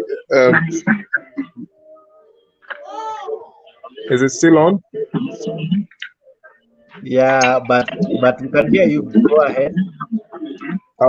Sorry, I'll cancel it, then I'll come back in a minute. 2 seconds. All right. Optimistic, you get that honor of giving your submissions, closing remarks, and I hope Ben will battle what you say. If it raises something that you need to respond, I'll still give you an opportunity. But what would be your closing remarks?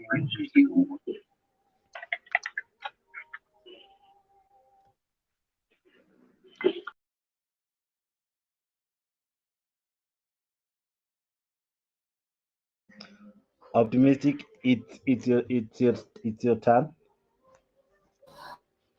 Oh, okay, fine. Thank you so much for allowing me to be in the show, and and I think I'm going to be a regular because you do really challenge us, and we do have challenging debaters in this Yeah. show, Mm-hmm.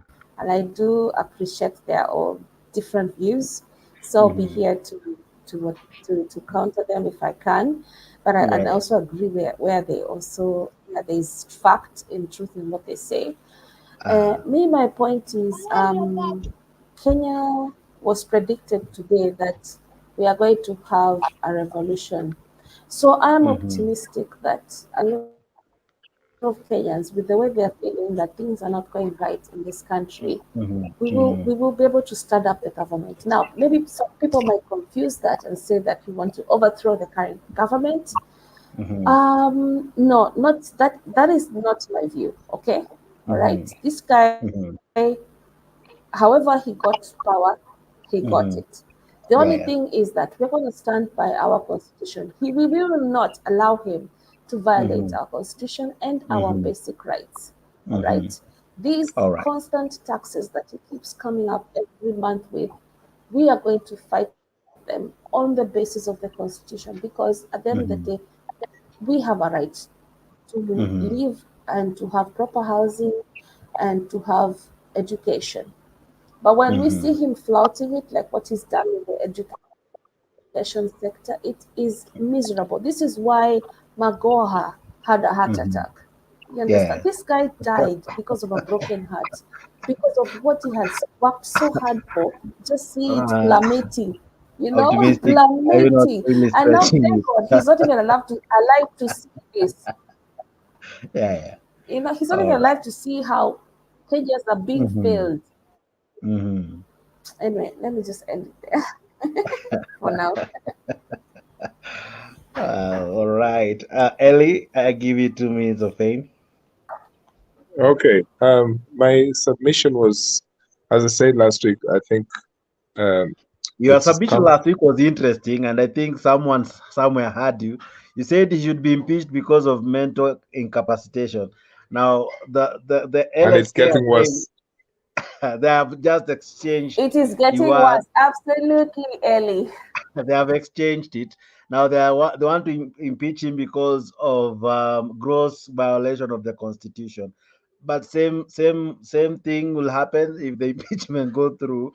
But now the journey begins. It will be a difficult one, a very tight one, because Parliament is the one mandated by the constitution to really see through the impeachment of any president. So, Yes, but it can still happen.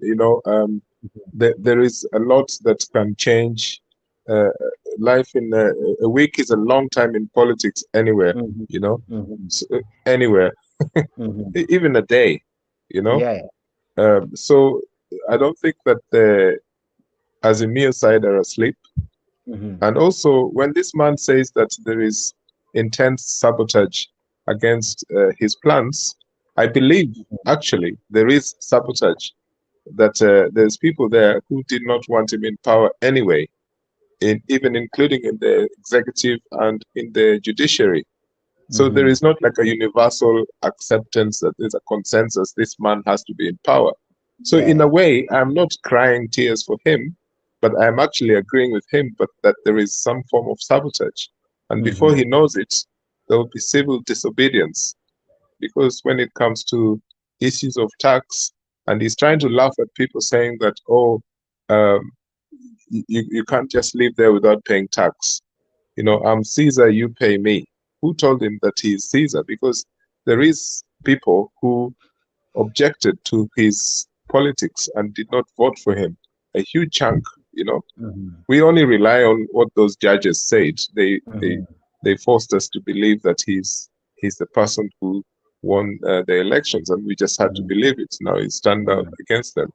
But my submission is just basically, and this is with all due respect to people who are living with different forms of mental health conditions, with all due respect to them. But this man, he needs to be checked. You know, he needs to be seriously assessed. And before it, I mean, look, just Jex, look at the way he's behaving towards Uganda. No, Jex. No, Jex. Jex, look at the way he's behaving in the neighborhood towards Uganda, towards Somalia. He's down there attacking which other country? Huh? Like, to Ethiopia peke yake. No, man, this guy is left, right, and center. He's making friends with some of the most heinous genociders in Sudan, you know? Yeah.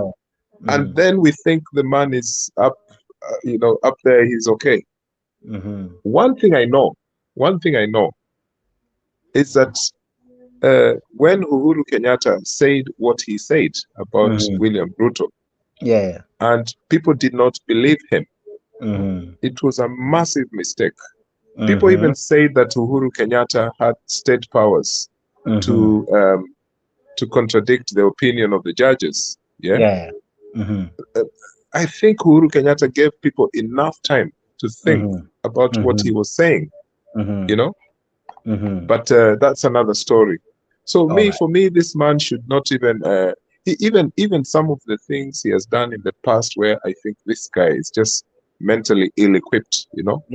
Where we think that he's just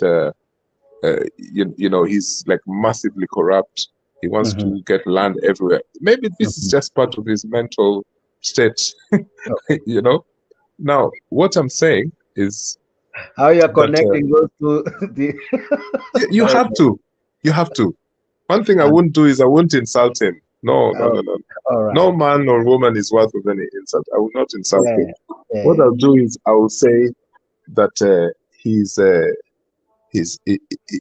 if it continues this way, I mean, you just watch the Kenyan police going to Haiti and see the results of that, even within 1 month. And I'm telling you, that will be something else. You know, that's enough to bring this person down, you know. Correct. Because we already, and any person who has access to YouTube or any form of internet knows the problems that the people of Haiti are facing. And then you now send Dad's army to to run the country from Kenya, you know. Like seriously. So there is some priorities that we don't have, and that's just one of them. America's thrown some money at us to go to Haiti, and you know what's going to happen? That's just another cash cow. So honestly, you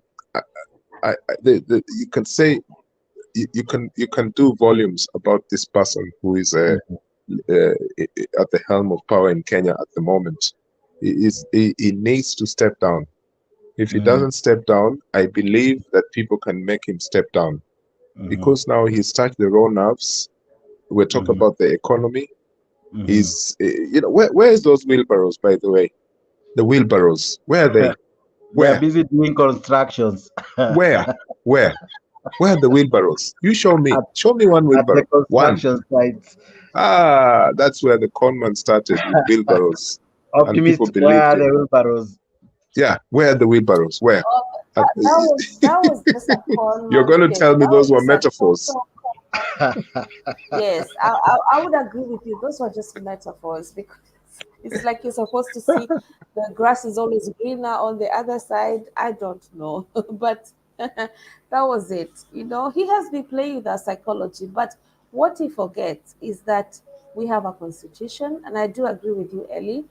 We have a constitution, and this is why even I do support the lawyers, because those are some of our brightest minds. So when they come out and say, we are going to demonstrate tomorrow because he is flouting the constitution, Kenyans need to pay attention. This is not a joke anymore. And I've told you, Jakes, these are just light fires that are burning up. Apart from seeing other communities building up. Today, you've seen the news. We've seen, I think, the news from Baringo. We've seen the news before that. It was Eldoret. His own community are also protesting. Yeah. So this is not about a tribal affiliation or anything like that. This is everything. I think there was a clip where someone even said that he was doing a road rally for just his car motorcade and the pressers, because I think which estate was that? That was Nyandarua, or where was it? Where he was basically, you could see people just walking past, you know, past him, you know, and he was busy telling Kenyans, you know, housing. He's not selling this housing project because people know very well. Everyone knows in Kenya that we build our own homes. If you can't, you pay. You will take a loan. You buy your own. You make your own home. If you can't, you take a circle loan. If you can't, you rely on your relatives. I mean, we have options, basically. So who is this man who comes here and tells us that it is critical? Yeah, so here we are starving. Here we're struggling with expenses, cost of living, everything has shot up. But then he's telling us to focus on housing. Which Kenyan is going to listen to you? He's got his priorities wrong. And that's why I keep saying this is why you copycat people's manifestos and try to implement them as your own. You will fail. Now, about that copycatting, copy pasting, kwani was this one type of copy thing that he did? He didn't copy other skills, other projects, other ideas, because he has only two major: fertilizer and housing. Hakuna idea ingine angecopy. Actually, I would object to the fertilizer one because everybody knows Russia, I think it was Russia, that gave us the free fertilizer. And most people were even complaining that fact when he came to Kenya and he was giving it, and he actually he announced it on his presidential speech after he had been sworn in, that I will lower the prices of fertilizer to 3,500 if I'm not wrong, right? Yeah. That was free donation. You're getting a free donation, and then you're going to steal, you know, steal from us by telling us that, yeah, I'm going to give it to you at a lower price. This Maybe is you an would say that escalating transport cost me half the price. Jax, optimistic. Exactly. Yes. Jax, even one of his chief bloggers, a man called David Wafula. Yeah. Even him now is run out of words. David Wafula. How do you can't really defend lie after lie, exactly, fault after fault, a broken promise. You can always, absolutely, Jax, absolutely. You cannot. Even if you have all the English in the world, you run out of adjectives. But Nyagaka keeps trying. Let's hear Nyagaka. Chief blogger. Habari yako Eli. Nice seeing you, my friend. Sawa. No, the optimistic lady asked me a question earlier. Yeah, the lawyers have a right to demonstrate, to do whatever they want to do. I don't agree with them. You agree with them? Yes. That's why the Constitution is large enough to accommodate every one of us, the negative and the positive and whatever. So to answer your question very simply, is optimistic, Kwamba, I agree that they should demonstrate or whatever they want to do. They have a right. It's written in the Constitution. That's very clear. Eli, this guy has no mental problem because he has only democratic ideas that are different from yours. That does not mean that he has a mental problem. Every society that is a Stolen democratic, ideas. it has every society that is a democratic. Look, he's a pathological liar. No. Let me finish. And You when guys you're have been delusional, agreeing, talking to each other. No. When you're delusional, you're delusional. Oh, I but mean, when you're you chronic have to delusional, you're mad. No. I agreed that he misspeaks sometimes, especially when he said something about the gas that he was saying the tank or whatever. Yes, we all do that. You can misspeak, and he has to accept that he can misspeak. But to call him a mental case, that is a very, very strong word. We have been called that. Personally, I've been called that because I disagree with you guys. What you guys have been exchanging is the ideas that I've listened to before the elections, after the elections, the same story. And we have stayed with Ruto. Even if we agree with him, we disagree with him. I call him Arab Bashamba, and my friend say, why you call him that and he's not? When he took that guy's land, is wrong. So let us be very, very clear. And very clear that this gentleman does not have a mental problem. All you have to do is organize yourself where you can defeat him in 2027. Basically, stop we it. have Stop it. Just 5 stop years. that. We have 5 years. Okay? We're not talking about elections. What are you arguing about? No. You guys have been talking You're together hot and all the cold, time. hot Let me and finish. cold. Why Let me are finish you what I was doing saying. that? Huh? Nagaka, you have to I make just sure told you you that bring in the all you are saying right now cannot work. You say that you need him out of power right now. It cannot work. That's why, Mr. Optimistic, I'm saying 2027. Whatever you are agreeing on, whatever mental case you are calling him, everything is just talk. It has nothing to do with the reality. Reality still remains that the Ruto has to go in 2027.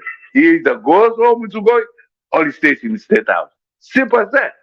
Okay. Mental case, Pen, it's just talk. Pen, allow me to just ask you one question, because this is where I have a problem with you. You're either blowing hot or cold. So this is why you say that you respect the Constitution and every Kenyan has a right under the Constitution to object what Ruto is doing per view with the Constitution. Now, tomorrow we're having lawyers, okay, the epitome of our intelligence, all right, telling us that they're going to go on the streets because he is abusing the Constitution, and if he fails to reconcile his thoughts, then they will put him to impeachment, and there are various ways we could do that, all right? Then here you come again and tell us that we should focus on 2027. Pen, seriously, you're exhausting our minds. Which one are you? Especially when he keeps repeating that we have to go the democratic route. And, yes. And the democratic route, one of them is demonstrating, one of them is calling for impeachment. There's many tools to be used. They can be exhausted. Yes. Let me answer you optimistic. I'm not blowing hot and cold air. It's very clear. I just say, let me restate again. Every Kenyan has a right to demonstrate, to maandamano. Every Kenyan, basically. Now, can you raise a question here directly to me? I don't agree with but you're referencing that part of the Constitution as if you're saying about like we are blind bats. Like we don't know what we're talking about. Like we don't know what we're protesting.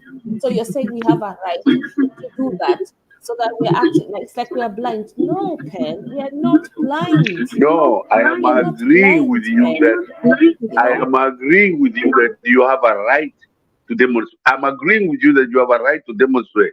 I'm not disagreeing. It's written in the Constitution in black and white. That's very clear. Personally, I don't agree with it at all. The Kenyans, the lawyers are the most educated, so whatever they tell us, we have to follow it. I don't agree with that. Basically, ni kusema ya kwamba vile area alisema ile ya kwanzia yeye alianzia at this guy has a mental problem because he disagreeing with whatever you disagree with whatever he's saying. You have a right. That's not called an hot air. If you call him anything you want to call him, I agree with that. I don't disagree with that. But Pen, Yangu ni kusema ya when I kwamba ask you something, do you actually listen to the president? Do you actually listen to the president? everyone he said yes. And you just swallow it like it is toothpaste or whatever it is. No, I know. Because seriously, I swallow it like it's a shot of liquor. I don't drink the toothpaste. okay, fine. Then that is why we end our conversation. So that is why we end our conversation. So this is where all right. Optimistic, Penya, Daka, Ellie, you guys are just fantastic. I had allowed you that come back and forth. Can we now call it a wrap? We do it tomorrow. Right? Maybe a word from each. I begin with who? Nyagaka, a word from you as we wrap up.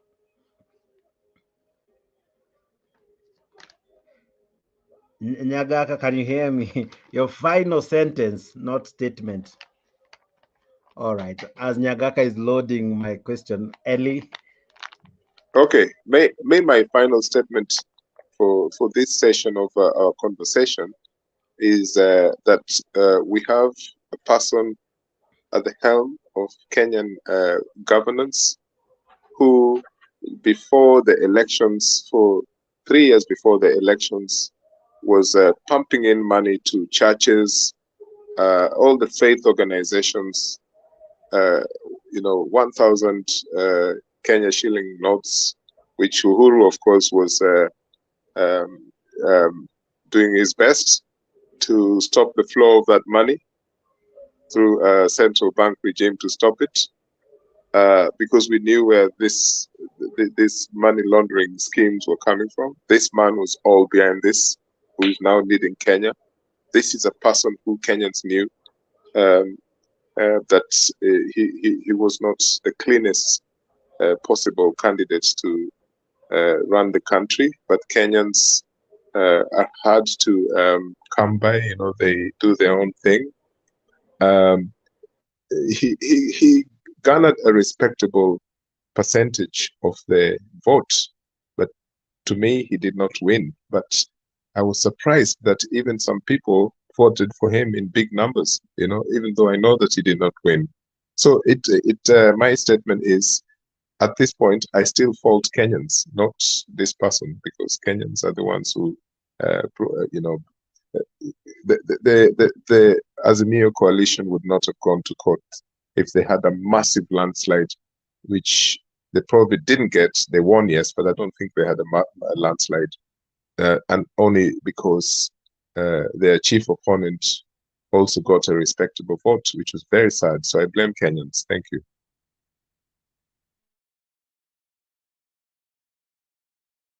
All right, optimistic. Your final sentence now. Final sentence. I won't even say much. I'll just say that leadership is a privilege to better the lives of others. It is not an opportunity to satisfy personal greed. I'll rest at that. Mpaka kesho. All right. See you tomorrow, optimistic. Hope you have a good one. Ellie as well. Good to see you now, healthy and strong. As we equally pray for Bwana Alex. Alex, your final statement as we close the show. No, I want to say that it's good. Raila has called maendeleo. Maandamano, sio maendeleo, maandamano. All right. Because the way Ruto is behaving, Ruto has become rogue. We've never experienced such a bad experience in Kenya, whereby a president, first of all, is a tribalistic. Second of all, he doesn't listen to anybody. Third of all, he has captured all the institutions. You know, Ruto, when I think about Ruto, I feel like crying. Don't cry. Don't cry.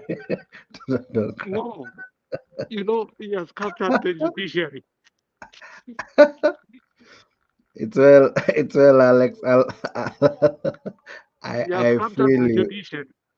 He has Mm, captured the parliament.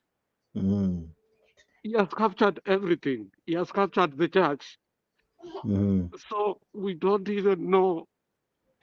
For the first time, we can't even go to court.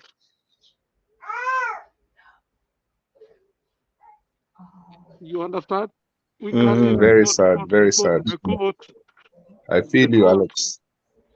the court cannot give us justice anymore. You know, when Justice Odunga and Justice that albino lady, they were in Nairobi. We Is could she get called that justice. Mumbi? Mundi. We could get justice. Right now, you can't even think of going to court. I feel you, my brother. I feel you. I feel you. All right. Penyagaka, your final words, even as I. No, I have not finished. I have not finished. Penyagaka? Yeah, I hope. I have not finished. I'm coming to you. I just want you to calm down. Alex, I'm giving you. Just want you to calm down and I come back to you. Go ahead. I hope, Moiwa, Alex, you get feeling better. We are all praying for you. Ya kumaliza ni kwamba optimistic, I do believe in the Constitution of Kenya, and all of us, let us follow the Constitution to the end. Vile everybody should follow the Constitution. Yangu Jakes ni kusema, thank you very much for giving me the opportunity, and we appreciate you as always. Thank you.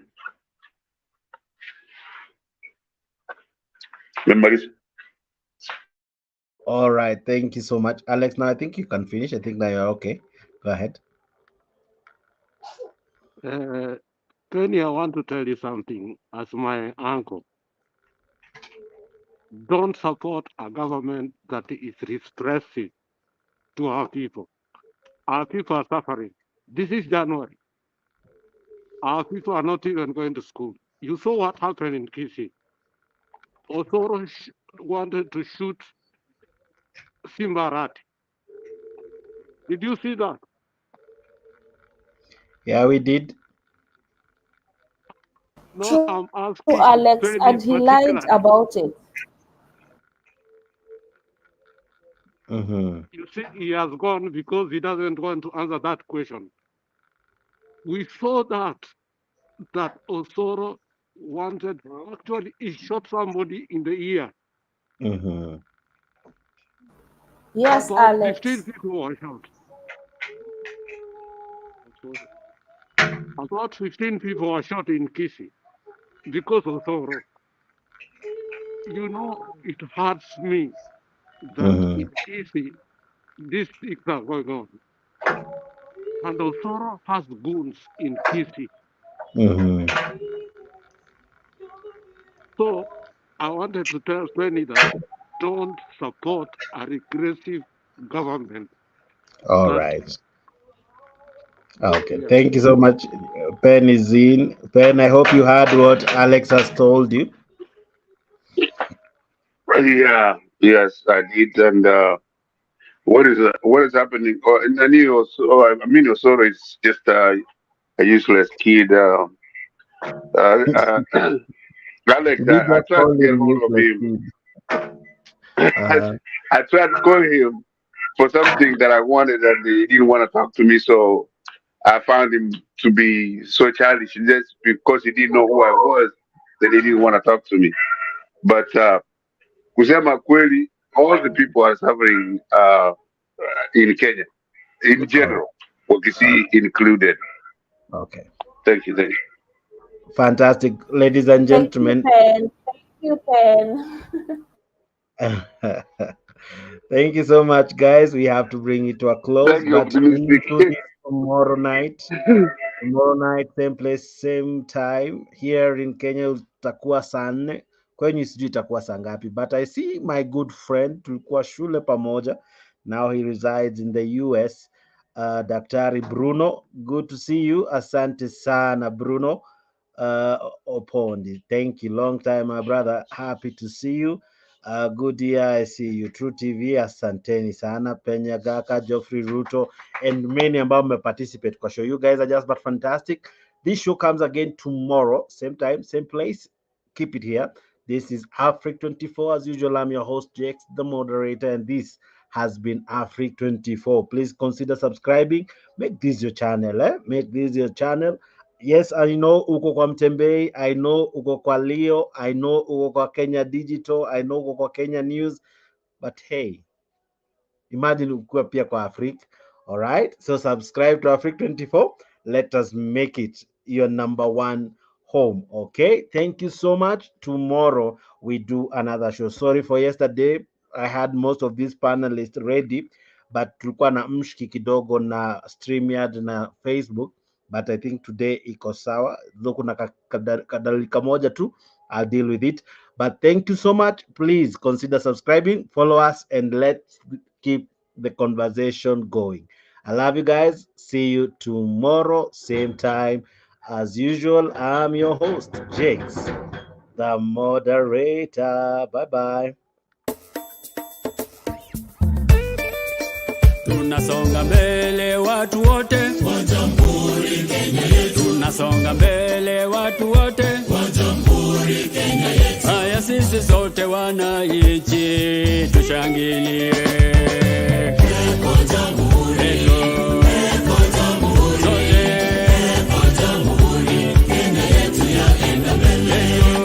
Eko Jamhuri, sote eko Jamhuri, eko Jamhuri Kenya yetu yaenda mbele. Mwaka wa 60 umefika, tangu Kenya iwe huru. Mwaka wa 60 umefika, tangu Kenya iwe huru. Haya sisi sote wananchi tushangilie. Eko Jamhuri, eko Jamhuri, sote eko Jamhuri Kenya yetu yaenda mbele. Eko Jamhuri, sote eko Jamhuri, eko Jamhuri Kenya yetu yaenda mbele. Twaenda mbio, Kenya yaenda mbele. Kwa elimu twaenda mbele, matibabuni twaenda mbele, viwandani twaenda mbele, na mashambani twaenda mbele. Eko Jamhuri, sote eko Jamhuri, eko Jamhuri Kenya yetu yaenda mbele. Eko Jamhuri, eko Jamhuri, sote eko Jamhuri Kenya yetu yaenda mbele.